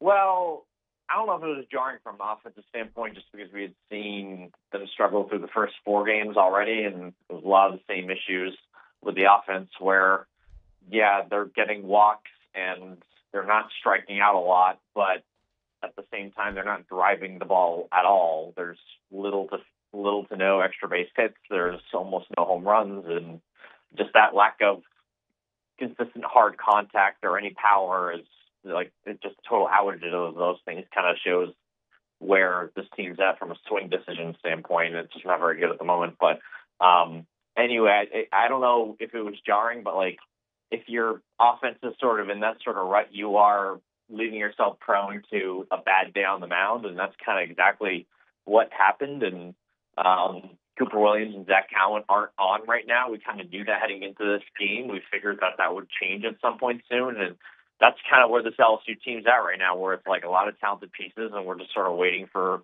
all the pieces to click again. And we saw that in Jacksonville, but we just haven't seen that consistently so far this year. And I think a lack of consistency has kind of been like an early theme so far for this team. Defense has not been very good, specifically at second base. There have been some throwing errors as well. What is your read on LSU defensively right now? Yeah, I think if there was an issue that I guess is you can definitely see transported over to conference play. I think a lot of LSU fans probably still have faith that the hitting is going to turn around by the time we get deeper into the season, even by tonight. And, the pitching has plenty of talent, and the starting pitching's been even better than expected. But, that defense is probably the number one thing that you look at and you're like, well, I think that could be their biggest issue once we get to conference play, because they went back to the old Jordan Thompson model the other day. They did it against Northeastern in both Northeastern games where, Stephen Milam's shifting over the second base against certain lefties. I think it was all the lefties they faced against in the first Northeastern game, and at least some of them in the second one. And then you're moving around whoever your second baseman is that day over the third or short. You're moving their third baseman, usually it's been Trent Caraway, over to shortstop. So you kind of have that merry-go-round going on to sort of hide and protect some of your weaker infield defenders, and and just sort of utilize your best ones. So it's an issue right now, and you'd feel a little bit better about the infield and the defense if they had a strong option at third base too. But Trent Caraway hasn't looked great defensively at third base at all. He's been better than their second base options thus far, but it still hasn't been pretty. So I think their infield defense is just from a pure skills and talent aspect, it's probably the weakest part of this team. Is there a world where Jack Ruckert breaks into the rotation? I realize he kicked a ball as well on Monday, but is there a world where he becomes your second baseman? It's hard to see that because they want Seth Dardar's bat in the lineup. And there's also Tanner Reeves to keep in consideration. There's Braden Simpson who's hit the ball solidly to start the year. So there's just so many better offensive options that they have at the moment. And not saying Ruckert actually, I think, did get a hit on the Northeastern game. So he's actually looked okay at the plate. But there's just a lot more proven veteran options offensively. And I think they're going to see him coming in at the end of games if the game's anywhere close and LSU's leading. But I think outside of that, I don't know if they really pressed him to face SEC pitching or good pitching at the moment. So that's kind of the biggest obstacle for him. But I think he's going to play because if they're up by one run in the eighth inning, they're going to want his glove out there. So I think we're going to keep on seeing that even when we get to SEC play. Let's go to the starting rotation on the weekend. William Schmidt, obviously, his best outing, in my opinion, as a Tiger, even though he didn't feel the same way in the post-game press conference. What did you think of Schmidt on Sunday, and what do you make of him moving forward? Yeah, I thought he was fantastic, and really it comes down to fastball location, right? You can't leave that thing over the plate, and he obviously can't throw balls. So if he's kind of spotting the corners and getting ahead of the count with his fastball, then he can really start to mix in his breaking balls and his changeup too. He threw a lot of changeups at the beginning of that start, and he got away with some of those, leaving some of those pitches up in the zone. I don't think Northeastern was really ready to see the changeup in that game. So I think his slider is even better than it was last season. His curveball has always been the pitch that people have talked about with him. So I think that, if you can sort of establish that fastball command on the edges, and if you can do that for strikes, then you're kind of cooking with gas a little bit here because you got a changeup that you can go to low in the zone. You got a big curveball and a really good slider that you can pair off of the fastball, and everything just sort of works in concert. And And again, it all comes down to command, right? Like he has not walked the batter in his last 2 outings, and that's been the biggest difference between his first outing and last year and these last 2 outings. No question. When he throws it over the plate, he's pretty salty. How do you feel about Kason Evans moving forward as the ace? I feel pretty good. I think his last 2 outings have been decent. I think the second one was probably better than the third one. There were some. I still think there were some strike issues in the first couple innings of his most recent start, but he was very good in the last couple innings of that outing as well. I think that he's done a better job of keeping his changeup and fastball outside the middle of the zone the last 2 outings. It's just about, again, with him, it's about really pitching to the bottom half of the zone and letting that stuff play up. And if he can do that, then he should be fine. The numbers are actually pretty similar to what Kate Anderson had last year in terms of, the second and third starts of the season. I don't think he's as advanced as Anderson was last season. I don't think he's going to have a Kate Anderson-esque season. That's a lot to ask. That's almost certainly too much to ask. But I think he's going to be good enough to be a solid SEC starter. And right now, I think if everything goes right and everything sort of continues the way it's been going, they might have 3, Anthony Ianson sort of caliber starters in this rotation, and that's going to be better than most teams, if not every team in the SEC and maybe the country. So you got to feel pretty good about the rotation at the moment, even if you do build in some regression for a Schmidt or an Evans, because, there'll be starters, week-to-week starters for the first time in SEC play. You mentioned Evans compared to Anderson last year. Did you do Jay's homework assignment? Oh, well, John did it. So you can kind of look at the numbers there and, sort of think about some of the home runs that Anderson gave up. The one thing Evans has done better than Anderson last year is Anderson was kind of home run prone in last season, and when he wasn't going well, he was giving up homers. Evans doesn't really give up home runs, and part of that's because he just pitches low in the zone so often, and when he's going well with that changeup. So, there are definitely differences. I think Anderson had more offerings to go to and better command. But at the same time, Evans has done a good job of keeping the ball in the ballpark really his entire career at LSU. And I think that if you can just be a little bit more consistent from inning to inning basis, he should be fine. It's not a huge leap that he has to make here when it comes to his command. I would agree with that. Last one here, Koki. We appreciate a little bit of time. What do you expect tonight, maybe from a pitching perspective, just from LSU response perspective, offensively, just big picture? It's impossible to predict a single baseball game, but what's your gut tell you about tonight in Lafayette? Yeah, I think Jay Newt's going to start. He's got 1 out on Sunday, and that's the last time, and he didn't throw on Monday, so I assume they've been kind of saving him for this game. And, there's a couple lefties that they really haven't used, they didn't really use the last 4 games who are going to be available tonight. Like a Santiago Garcia or an Ethan Plog. You wonder if Devin Sheeran's available if this game is close and they really want it. So I think that they have enough pitching in this game, and I think a lot of it is thanks to what the starting staff did last week. So I think they're actually in a decent spot there. And in UL, as successful as they've been, they have struggled offensively so far this season. I don't know if it's struggled, but it hasn't been their calling card necessarily. It's just this game's really going to come down to probably the offense performing to what the offense should be performing at. And I think LSU's pitching has been good enough. They could use some more consistency from a couple more bullpen arms, but the rotation has been as good as you'd want it to be. They have 2 excellent relievers right now, and it doesn't take a lot for them to get a third or a fourth guy who you can trust.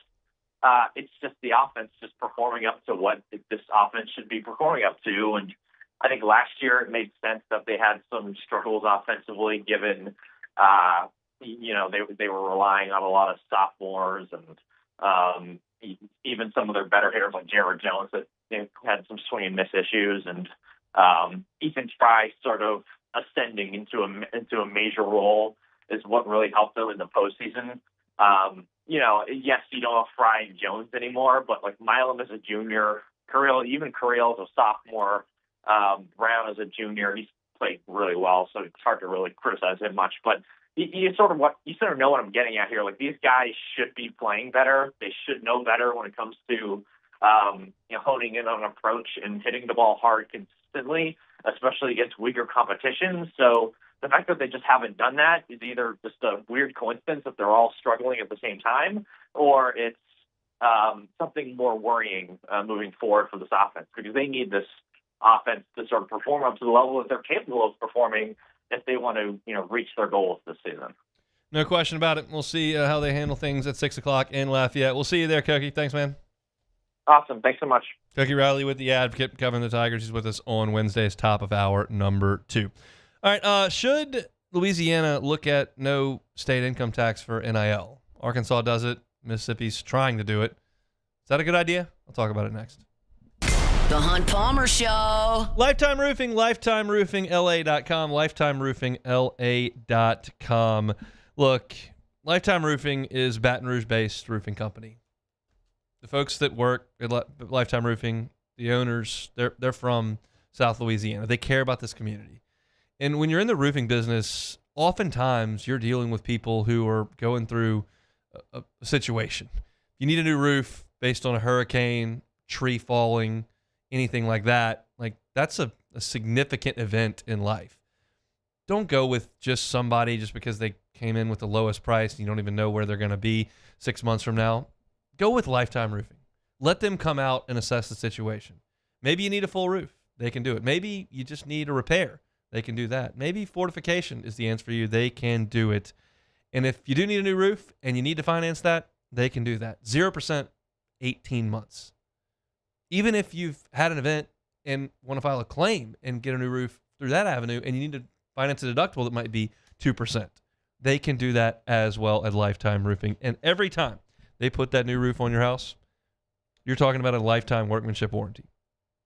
That includes materials and the workmanship, and those materials are backed by CertainTeed, one of the oldest and most trusted names in building materials. It's Lifetime Roofing. Find them out online, LifetimeRoofingLA.com.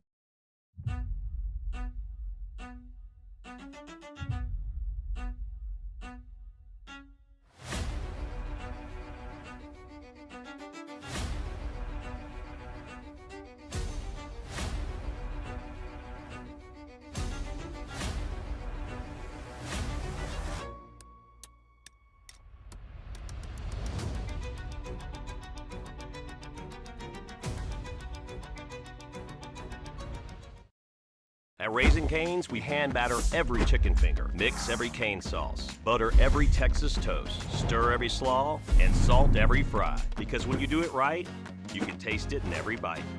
Raising Cane's chicken fingers, one love. I'm lawyer Collins Locke Meredith. Among the most important factors to consider when you're hiring an injury attorney is trust. You trust your attorney will put your interest first, treat you with respect, fairness, and honesty. You trust them to be there for you when you need them.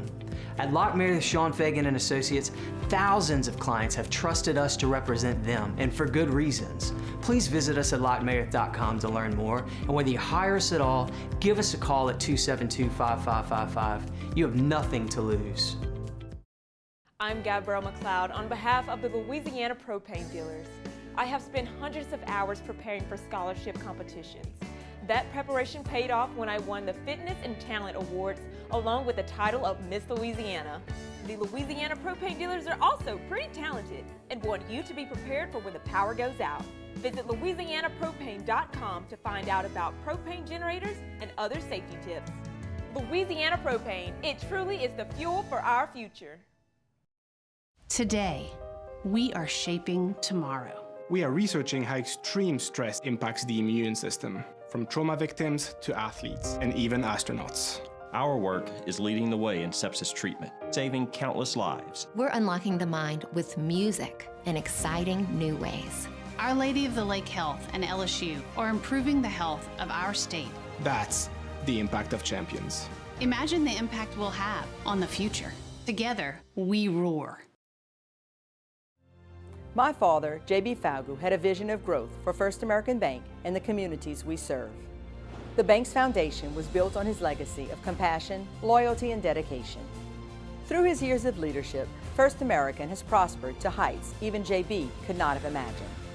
I know my father would be extremely proud of the customer service and financial stability that First American provides to Southeast Louisiana. We continue to thrive because of the legacy of J.B. Falgu. Everything you need for a stunning garden is at the Plant Barn in Baton Rouge. From trees and shrubs to plants and pottery, the Plant Barn has it all at great prices. You're listening to The Hunt Palmer Show, brought to you by Renaissance Homes and Pools.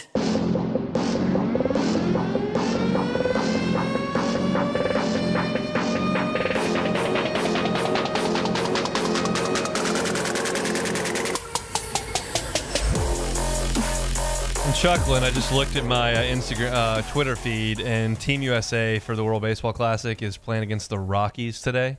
That's like the dream. That's like the dream team playing against the Sacramento Kings. Yeah, I'm about to say. I've seen I think the worst team in the league, and they're playing Aaron Judge, Bryce Harper, the best hitters we got. Yeah, man.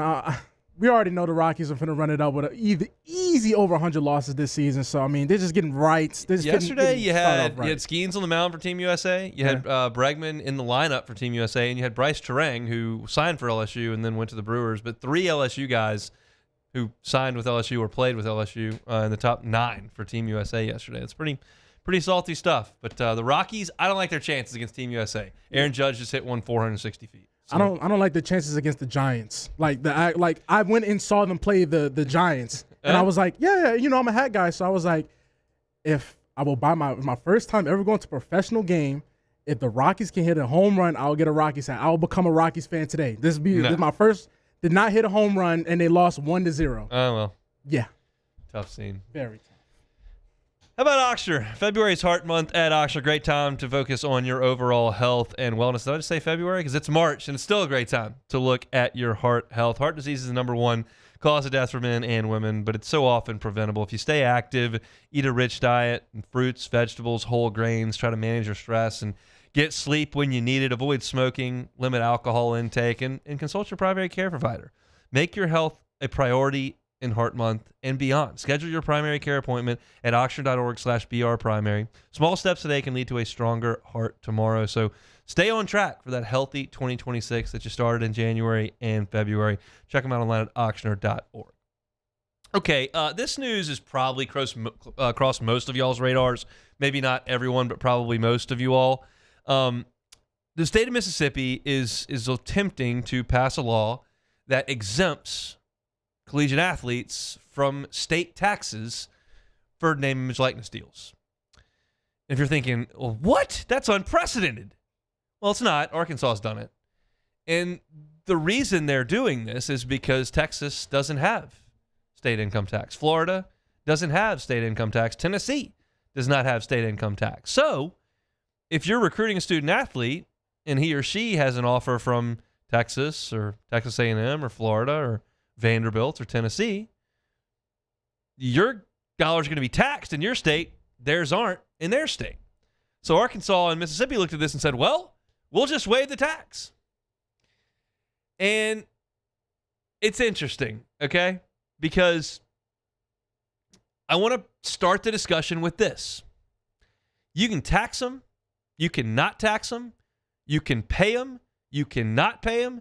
You can let them transfer. You can tell them they can't transfer. I don't really care what the rules are in regards to LSU athletics. I'm going to go watch, and I'm going to pull for them, regardless of my job. Currently, my job is to go watch them. But none of these rules, none of these regulations have impacted my enjoyment of watching the product at all. That's me.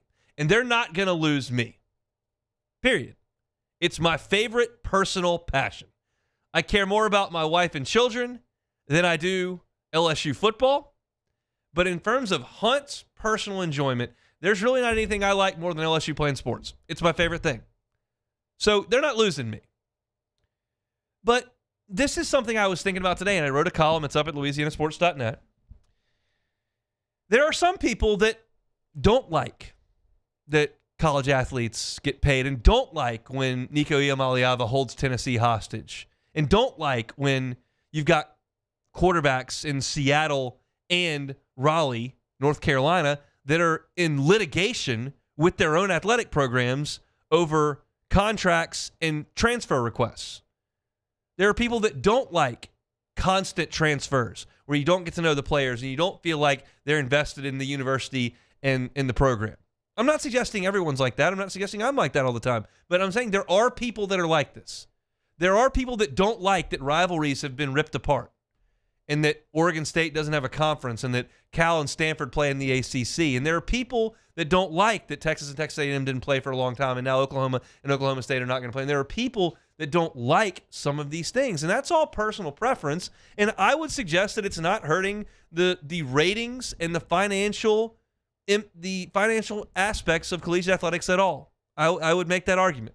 I think that everything is booming as far as college sports goes. I told you I went to the Sugar Bowl this year, sat in the upper deck, drank a couple of beers, and I came back and sat in this chair the next day, and I go, it was freaking awesome. It was full. It was loud. It was intense. It was high level. You had pros out there. You had great coaches. You had great players. You had proud fan bases. You had it was incredible. It was awesome. So any suggestion that right now these rules that have been put in place or lack of rules with transfer portal and NIL and all the stuff that goes into all this, eligibility, none of that has massively negatively impacted collegiate athletics in terms of the money, in terms of the passion, in terms of the attendance, in terms of all those things. It just hasn't. And you would think that collegiate athletics would be kind of immune to that, to people just kind of tuning out. These folks went to these schools. They're the state universities. It's Saturday afternoons. It's something that's ingrained in a lot of families because you attended school there. So you're immune to folks just checking out. And I'm just going to throw this antidote at you. Major League Baseball ruled this country's sports scene for decades. Decades. And then in the early 90s, the millionaire owners and the millionaire players got to bickering about millions, and everybody got ticked off, and they went on strike, and they lost their popularity. The NFL blew by them. And if it weren't for Sammy Sosa and Mark McGwire flagrantly cheating and sucking people like me into the sport, they were in trouble. And I would argue, to an extent, they are still suffering from the ramifications of that decades later. It's a regional sport now. A lot of people in this market don't watch any Major League Baseball. I bet you watch the NFL. So something that we thought was sacred in our country, the crown jewel, America's pastime, people moved on. And you're not close to doing that in football and college basketball, I don't think, in my opinion. But there are people that aren't happy with what's going on. And if you tell a bunch of people in this state or in Mississippi that, hey, when you go to work and you're an electrician, you're an attorney, you're a librarian, you're a teacher, you're a security guard, a construction worker, you sell insurance, whatever you do, you're paying the state of Louisiana income tax. And that kid who was a 5-star recruit that's 19 years old that got a $1.5 million NIL deal and hasn't even played yet, he's not paying taxes. How do you feel about it? My question is, what's the breaking point for a number of people? Maybe we're not even close. Maybe we never get there. I hope not. You're never getting there for me. I don't give a rip if the left tackle's taxed or not. I don't care. I don't. A lot of people will. Average Joe will care. And if you put numbers to it, it's far more impactful from a recruiting perspective than it is to a state budgetary perspective. We got the information, Matt reported it at louisianasports.net, on what NIL dollars that were taxed in Louisiana this year meant to the budget, and if you took them away. Louisiana's budget last year was $44.6 billion. The NIL taxation of state income tax, 3% of your earnings, was $510,000. It's about 1.1% of the budget. Now, 1.1% of the state of Louisiana's budget is fairly insignificant, right? 1.1% of most businesses' budgets is insignificant. But there's still going to be plenty of average Joes that look at this and go, $510,000? How about you do something to the roads with that? How about you pay some of the state employees with that? How about we do something that we rank 48th in with the $510,000 instead of saying that the backup edge rusher and the third baseman don't have to pay income tax? And I'm not going to argue with them over that at all. Does it mean they're not going to go to games? Does it mean they're going to stop buying tickets? Does it mean they're going to stop tuning in? I doubt it. But do you want to play with fire like Major League Baseball did? Now, you look at it from a recruiting perspective. I just told you it's 1.1% of the state's budget that was coming in on NIL. You look at recruiting, say you're paying a quarterback $3 million in the portal. 1 year, $3 million. That's $90,000 in taxes. $90,000 to a 22-year-old. Try telling them that's an insignificant amount of money. Like, that's a big deal. So if yours is an additional, if Ole Miss, who does not have state income tax on NIL, and the state of Louisiana does, and you both offer $3 million, and there's $90,000 difference, there's a gap there. Does that matter? Maybe to some, maybe not, but it's there. You take that $3 million on to Southern California, you're paying $400,000 on that. This is where taxes start to matter. And this is where legislators with eyes on collegiate athletics are going, this will matter. You want to get players? And I can hear the state legislators saying, hey, you take that $90,000 that the state is missing in state tax from that $3 million quarterback. Well, how much do you get back if the quarterback does end up coming because you waived the sales tax and you do go 11-1 and your stadium is crazy, and on Friday nights all the restaurants are full and all the hotels are full, and on Saturday everybody's going crazy and eating and drinking, and like, how much economic impact is that to the state? I'm not an economist or doctor. I'm not a lawyer. Like, I don't speak to these with authority, but these are just numbers. They're there. I don't care what they do. This has not gotten any traction in the state of Louisiana. It's gotten traction in Mississippi, and it may come to fruition. They've already passed it in Arkansas.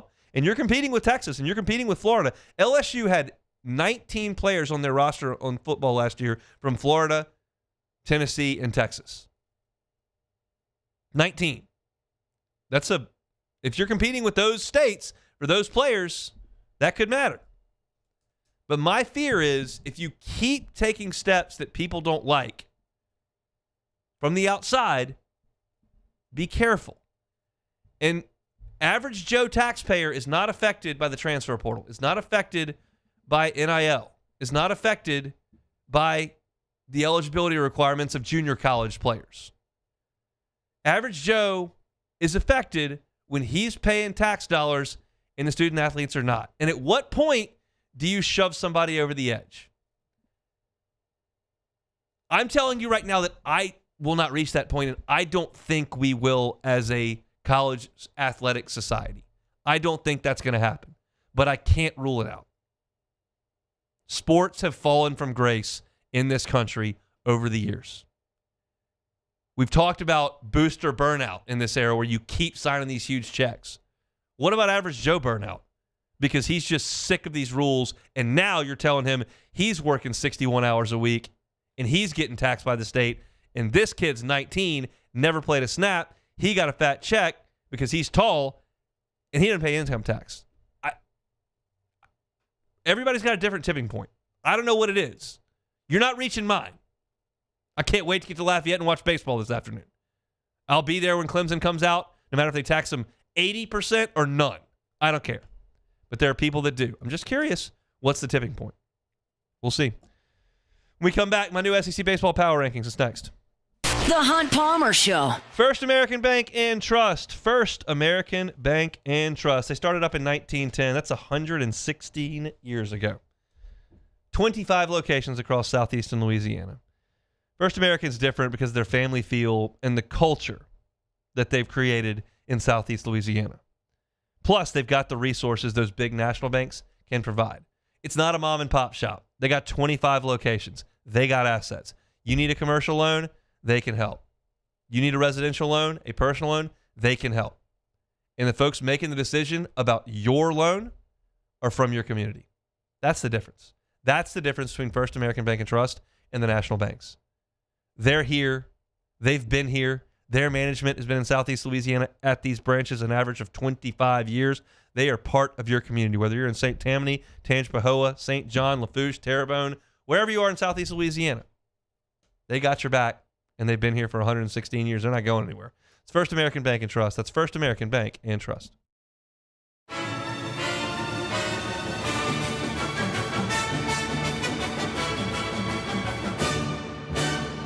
The Cane's Box Combo, a symphony of flavors.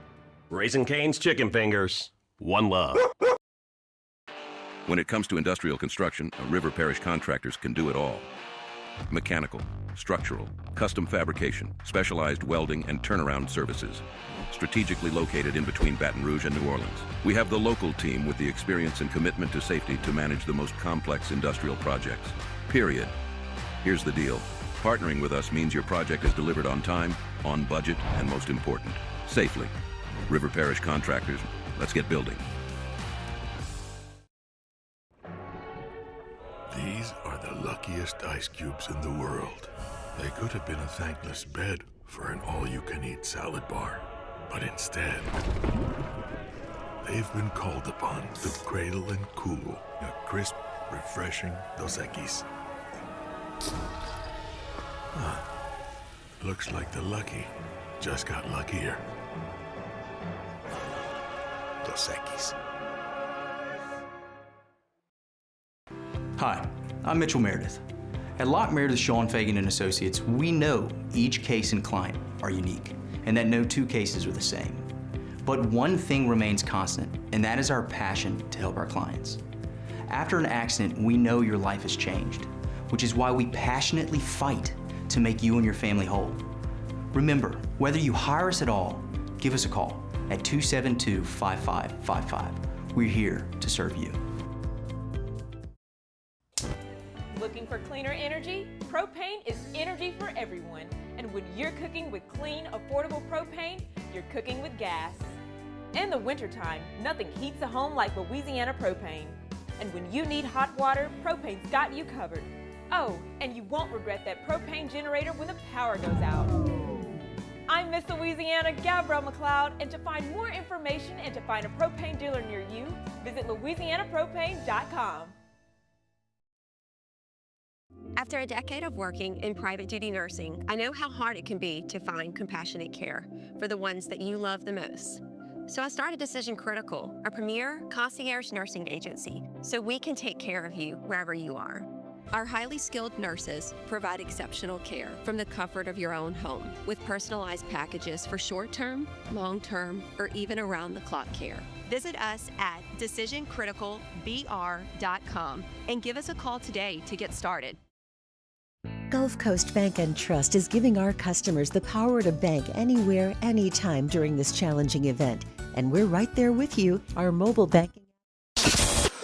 This is the Hunt Palmer Show, brought to you by Renaissance Homes and Pools.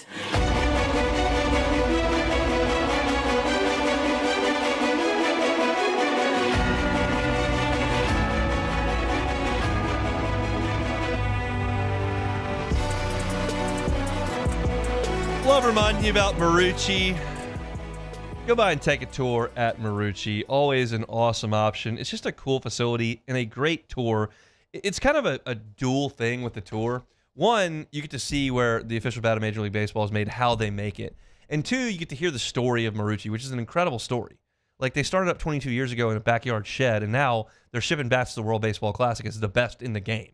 And it's right here in Baton Rouge. Like, that's just it's a cool story and a cool process. So if you've got a youth baseball team, youth soccer team, I saw plenty of youth baseball teams out of traction on Monday. There's no shortage of those in this town. Take them over on a team building exercise and go see a tour at Marucci. If you go to maruccisports.com/campus-tour, you can buy your tickets.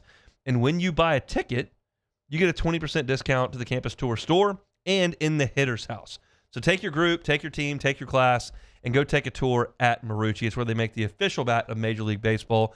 Marucci, online at maruccisports.com. All right, we're closing up shop here in about 20 minutes or so. I got to get on the road to Lafayette. Looking forward to getting inside Teague Moore for LSU and ULL this evening. Right now, let's take a look at our second edition of the SEC Baseball Power Rankings. Hunt's SEC Power Rankings. The Texas Longhorns. I'm convicted in Texas being the best team. It's not just because they're undefeated, although that helps. I have watched them a couple times now. Ruger Riojas is a different pitcher than he was last year when they kind of subbed him into Friday when they had an injury at the front of the rotation. He's up to 97. He's got nasty stuff. He's been great. And that allows them to leave Dylan Volantis on Sundays where he is, it's very William Schmidt-like. I mean, he's a freak talent who was a monster part of their team last year. Now he's pitching on Sundays, and he's been unhittable. I love their rotation. Aiden Robbins is hitting homers for them all over the place. This is a good Texas team under Jim Schlossnagle. I think they're the best team in the Southeastern Conference. The LSU Tigers. I'm not shaken by last weekend. I'm, in fact, encouraged by what I saw from William Schmidt and Cooper Moore last weekend, and I think they're going to hit. So I'm closer to moving them to 3 or 4 than 1. But I'm comfortable with them at 2. I think LSU's good. The Mississippi State Bulldogs. They've lost 2 in a row, right? But how they lost? They lost to UCLA because a ringing double into the gap that would have won the game hit the top of the fence and bounced over for a ground rule double. So the runner had to go back from first. He would have scored to win the game. And then last night, they lost at number 10 Southern Miss. They had a 1-run lead and then twice in a row struck a hitter out, and the ball went to the backstop. One tied the game. One gave Southern Miss the lead. They never relinquished it. The 2 winning runs for Southern Miss came in on strikeouts. Mississippi State's very good. Their rotation's good. Their bullpen's very talented. They're going to hit like crazy. I like State. It's a good team. The Arkansas Razorbacks. I like the Hogs. They got they just had a tough loss on Friday. They just didn't hit at all against UT Arlington. They came back and outclassed UT Arlington. Gackle's freakishly talented. They got Dietz going this weekend in the weekend rotation. You know that they're going to hit with Helfrich and Aloy and that crew. So I just trust Dave Van Horn. They've won 18 or more conference games every year since 2016. That's a decade, 18 plus. I'm not betting against that. Give me the Hogs at 4. The Auburn Tigers. I had Auburn high last week. I've got them high again this week. I like what I see from the top of that rotation in terms of pitchability. I withhold the ability to say, I shouldn't have read too much into that. They're actually not, they don't have enough power arms because they don't have power arms. They got guys that really know how to pitch. So I like this team at Auburn. I like their lineup. Chris Rembert is back. Came back this weekend from his injury. So they're going to hit. I think Auburn's good. The Florida Gators. Probably too low for Florida on this list, but let's do it a couple more times. They went to Miami and it was allowed 2 out of 2. They didn't play on Sunday because the game got canceled due to weather.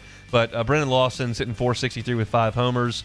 I think that Aiden King has been sensational this year. He has not given up an earned run in 14 1/3 innings. And then Liam Peterson was awesome against Miami. He's the big talent on their staff, and he had a bad outing 3 weeks ago, but he's got 23 strikeouts in 14 1/3 innings. He's got the stuff, so that's their top 2. I think Florida is also very good. The Oklahoma Sooners. You know, the story from a local perspective with Oklahoma is probably Cam Johnson because he's not walking guys and he's pitched very well for them. But LJ Mercurius has been even better, and he's their second starter. That's 2 dudes at the top of that Oklahoma rotation that really look good, and they're swinging the bats well. So I hesitated to give Oklahoma any benefit of the doubt last year beyond the fact that they had one of the best aces in the country. Now I think they're a little bit more complete. They're better offensively, so I like Oklahoma at 7. Texas A&M! Aggies did a good job. Saved the UCLA game over the weekend. Got a couple of nice wins in Globe Life. They have a steady rotation. I like Weston Moss. He got banged around by UCLA a little bit. Shane Sadeo is very talented. I do think they're going to hit some when they get healthy. But I don't love their coach, and I don't trust them all the way at the top of the league, so I got them right there in the middle at 8. The Ole Miss Rebels. Bad weekend for Ole Miss. They go 1-2 and lost to Baylor, and they got kind of outclassed by Coastal, who didn't have their best 2 pitchers.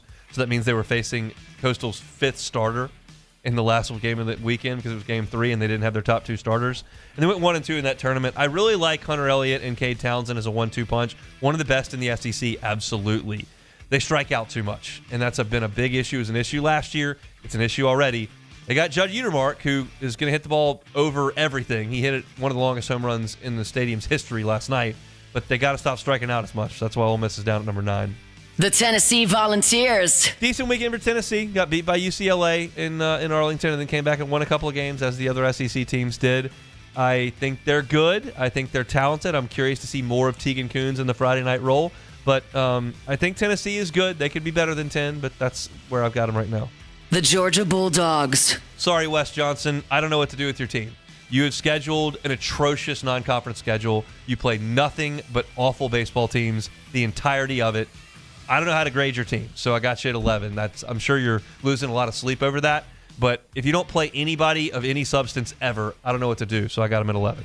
The Kentucky Wildcats. Big demerit for Kentucky. I watched some of their game on Saturday. The entire telecast is from the one-shot camera behind the catcher. They don't have a camera in the outfield. This is 2026. We're playing SEC baseball. Your team was in Omaha 2 years ago. Can we get some other cameras out there and put a decent broadcast out there? I like their top 2 starters. They're not hitting for a ton of power, as they usually don't, but they usually play baseball well in the field. Tyler Bell is making some progress. He's their best player. They need to get him back. So right now I've got him at 12. The Vanderbilt Commodores. This is who LSU opens with in 2 weeks. They're 7-6. They're not playing well. They're losing too many games. Got swept over the weekend. That's not great. Austin Nye is their most talented pitcher. He might be hurt. He's got biceps tightness. I don't think you'll see him against LSU next week. He's got 10 innings pitched, 13 strikeouts, and no earned runs this year, and they may lose him if there's something serious in that arm. I don't love that. So Vanderbilt's down at 13. The Alabama Crimson Tide. Got Bama at number 14. Zane Adams and Tyler Fay are striking guys out in their rotation. The offense looks okay. LeBron's a star. It's an okay team. I don't think that they're a threat to host a regional. I certainly don't think they're a top 8 host. They can make the NCAA tournament, but I think that's kind of the ceiling for Alabama right now. The South Carolina Gamecocks. Gamecocks came to play on Friday against Clemson in Columbia. They shut Clemson out. Awesome performance, 1-7-0, feeling great. Then they went to the neutral site, got blasted, went to Clemson, got blasted, lost 2 games in a row. It's not a good team. They're dealing with some injuries, and they're going to probably stay at 15 the entire season, assuming Missouri doesn't pass them. The Missouri Tigers. Missouri got a sweep this weekend. They beat North Dakota State every time. That's a big deal for Missouri. They don't do that a lot. Credit to Missouri. You're 16th. Sorry. That's my power rankings. Texas 1, LSU 2, Mississippi State 3, 4, 5, 6 is Arkansas, Auburn, and Florida. Oklahoma comes in at 7th. Right there in the middle, A&M 8, Ole Miss 9. Tennessee at 10. I got Georgia at 11. Kentucky's 12. Vanderbilt 13. Bama 14. South Carolina 15. And the Missouri Tigers come in at number 16. That's my story. I'm sticking to it. Let's come back, get you one more nugget on LSU, ULL. We'll close it out next. The Hunt Palmer Show. Renaissance Homes and Pools brings you our Wednesday shows each and every week. Joey Blanchard has helped dozens and dozens of Baton Rouge area folks get the pool of their dreams. Doesn't matter what you're looking for in that pool. If you've got kids, you want to make it kid-friendly, if you want to make it a pool where you're going to spend a lot of time relaxing, a cocktail pool, no matter what it is, they can do it at Renaissance Homes and Pools. And the best part is you're going to be working with Joey Blanchard, the owner of the company, start to finish. He's there for the consultation, the design, when they dig the pool, fill the pool, finish the pool, he's there the whole time. So you don't have to worry about dealing with different project heads. You don't have to worry about maybe somebody that you've been dealing with moving on to a different company and leaving you high and dry in the middle of things and there's some kind of transition. Nope, you deal with the owner. Pools, outdoor kitchens, or your forever home. If you're looking to get into your forever home, build that thing you've always wanted, Joey can do that at Renaissance Homes and Pools. He's fully staffed and happy to help you starting today. If you want to get in that pool for summertime, you need to make that call now. Check him out online at Renaissance, builtbyrenaissance.com. builtbyrenaissance.com. builtbyrenaissance.com. If your office is experiencing performance issues like slow networks, jammed printers, or disappearing files, Advanced Office Systems may be right for you. With powerful IT solutions, print management, document imaging, and security systems, they help offices regain confidence naturally. Side effects may include uncontrollable efficiency, smoother workflows, and a sudden burst of office joy. Say goodbye to those emotional breakdowns in the supply closet and get back on track with Advanced Office Systems. Championships are won with preparation, and so are great roofs. Coach is tough on us about preparation, and Paris brings that same championship mindset. Do business with someone you know. Paris Construction and Roofing. ParisBuilt.com. Jordan Faber here with some exciting news. Faber Automotive has officially arrived. We're proud to introduce your new hometown dealership, Faber Chevrolet GMC. That means more inventory, better deals, and the same great local team. Now backed by the trusted Fabry family name. Whether you're shopping or servicing, you'll feel the difference from day one. Allow us the opportunity to earn your business. Fabry Chevrolet GMC. Visit us in St. Francisville or online at FabryChevrolet.com.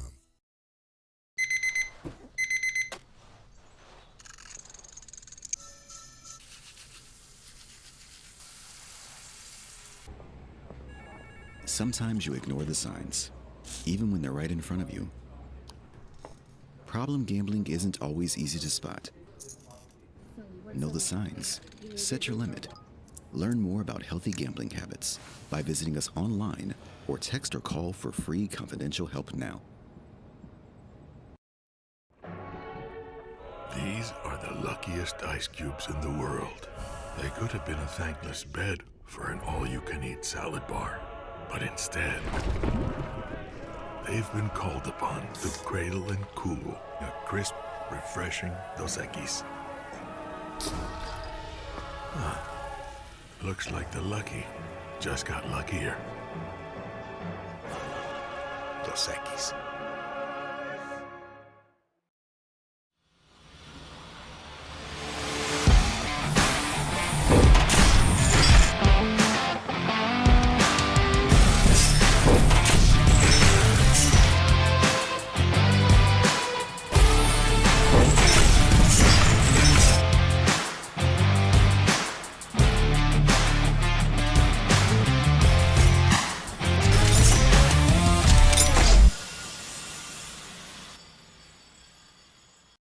When it comes to choosing energy for your family and your home, make the smart choice with natural gas. You can count on efficient and affordable natural gas to keep you comfortable and reduce your environmental impact.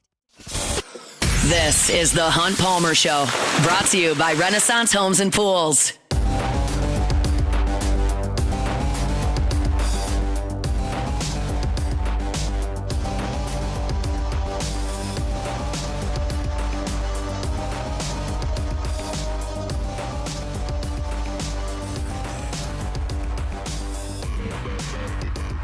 Like there's a little bit of traffic on the old interstate headed to Lafayette. Surprise, surprise. Should not. I'm about to say that. No way you're surprised by that news. My goodness. I'll be jetting out of here right when I get off of these airwaves. Really looking forward to tonight at Teague-Moore. I think it's going to be an awesome environment. I think it's going to be a heavy ULL environment.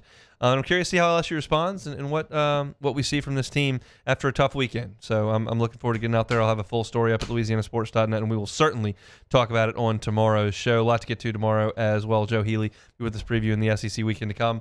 Light weekend in LSU, SEC baseball because everybody's getting ready for conference play. So no tournaments, none of those massive rivalry series. Just going to kind of be one where everybody kind of gets right and pushes off the dock. But for LSU tonight, I think tonight's an important game. So I'm curious how they'll come out and play. We will certainly see from Lafayette this evening. 6 o'clock, a reminder, game's at 6. If you want to listen to it, it's not on Eagle. It's on 100.7 The Tiger in Baton Rouge.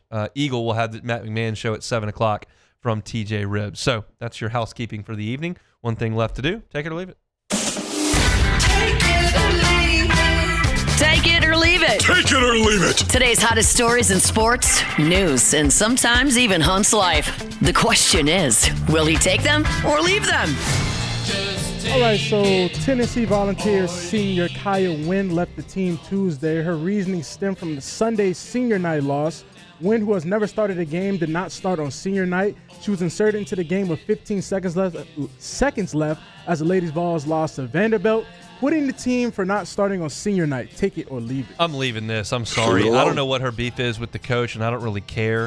If you're telling me that you're entitled to start on senior night because you're a senior for a team that is struggling right now and trying to get to its best self before the NCAA tournament that's coming up at a place that takes that sport very seriously, I'm sorry. I don't have 4 minutes to give you on the floor just because you practiced hard for 4 years. If you're not one of the best players, you're not starting on senior night. Sit on the bench. If you don't want to go in with 15 seconds to go, tell me that. It's fine. I don't care. But you don't quit the team. We don't need you. That is a ridiculous way to walk away from the program that you spent 4 years at. If the reason that the straw that broke the camel's back was you thought you deserved to start on senior night. Forget it. You're playing a top 15 team in Vanderbilt. You don't get to start. You're not a starter. Sit on the bench.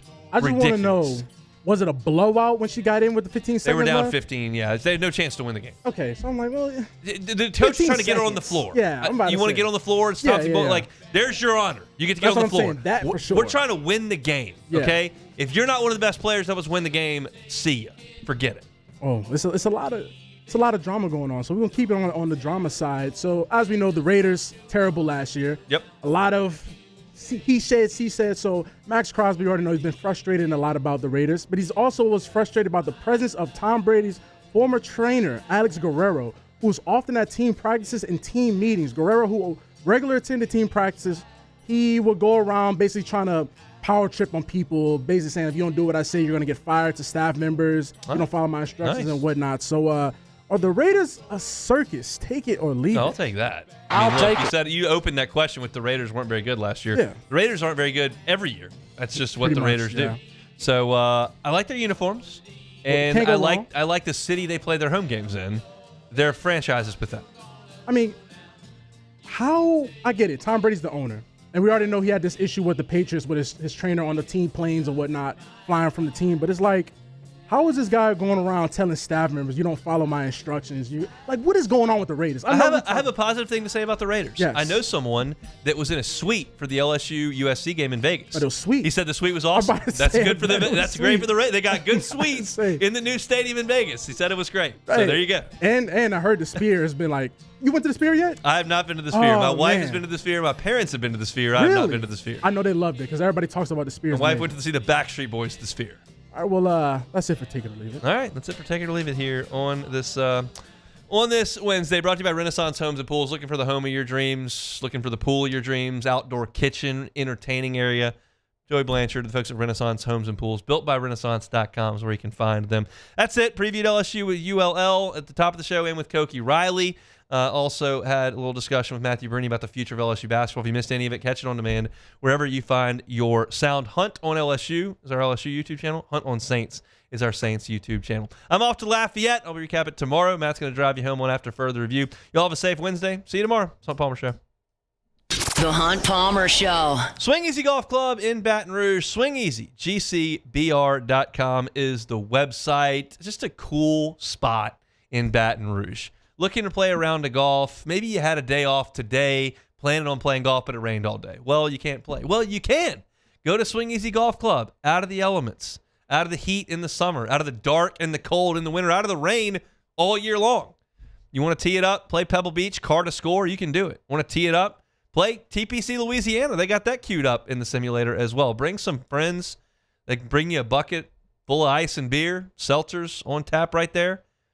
Turn on the TV, the comfortable seating options, crank the tunes. It's just a great place to go hang out and play a little bit of golf. They're on Segan near Perkins. Go by and see them. Try it out. If you've never tried simulator golf, just go check it out. It's not the same as golf. I'm not trying to sell you that. It's just fun. Go by and see them. Swing Easy Golf Club in Baton Rouge. Online at swingeasygcbr.com.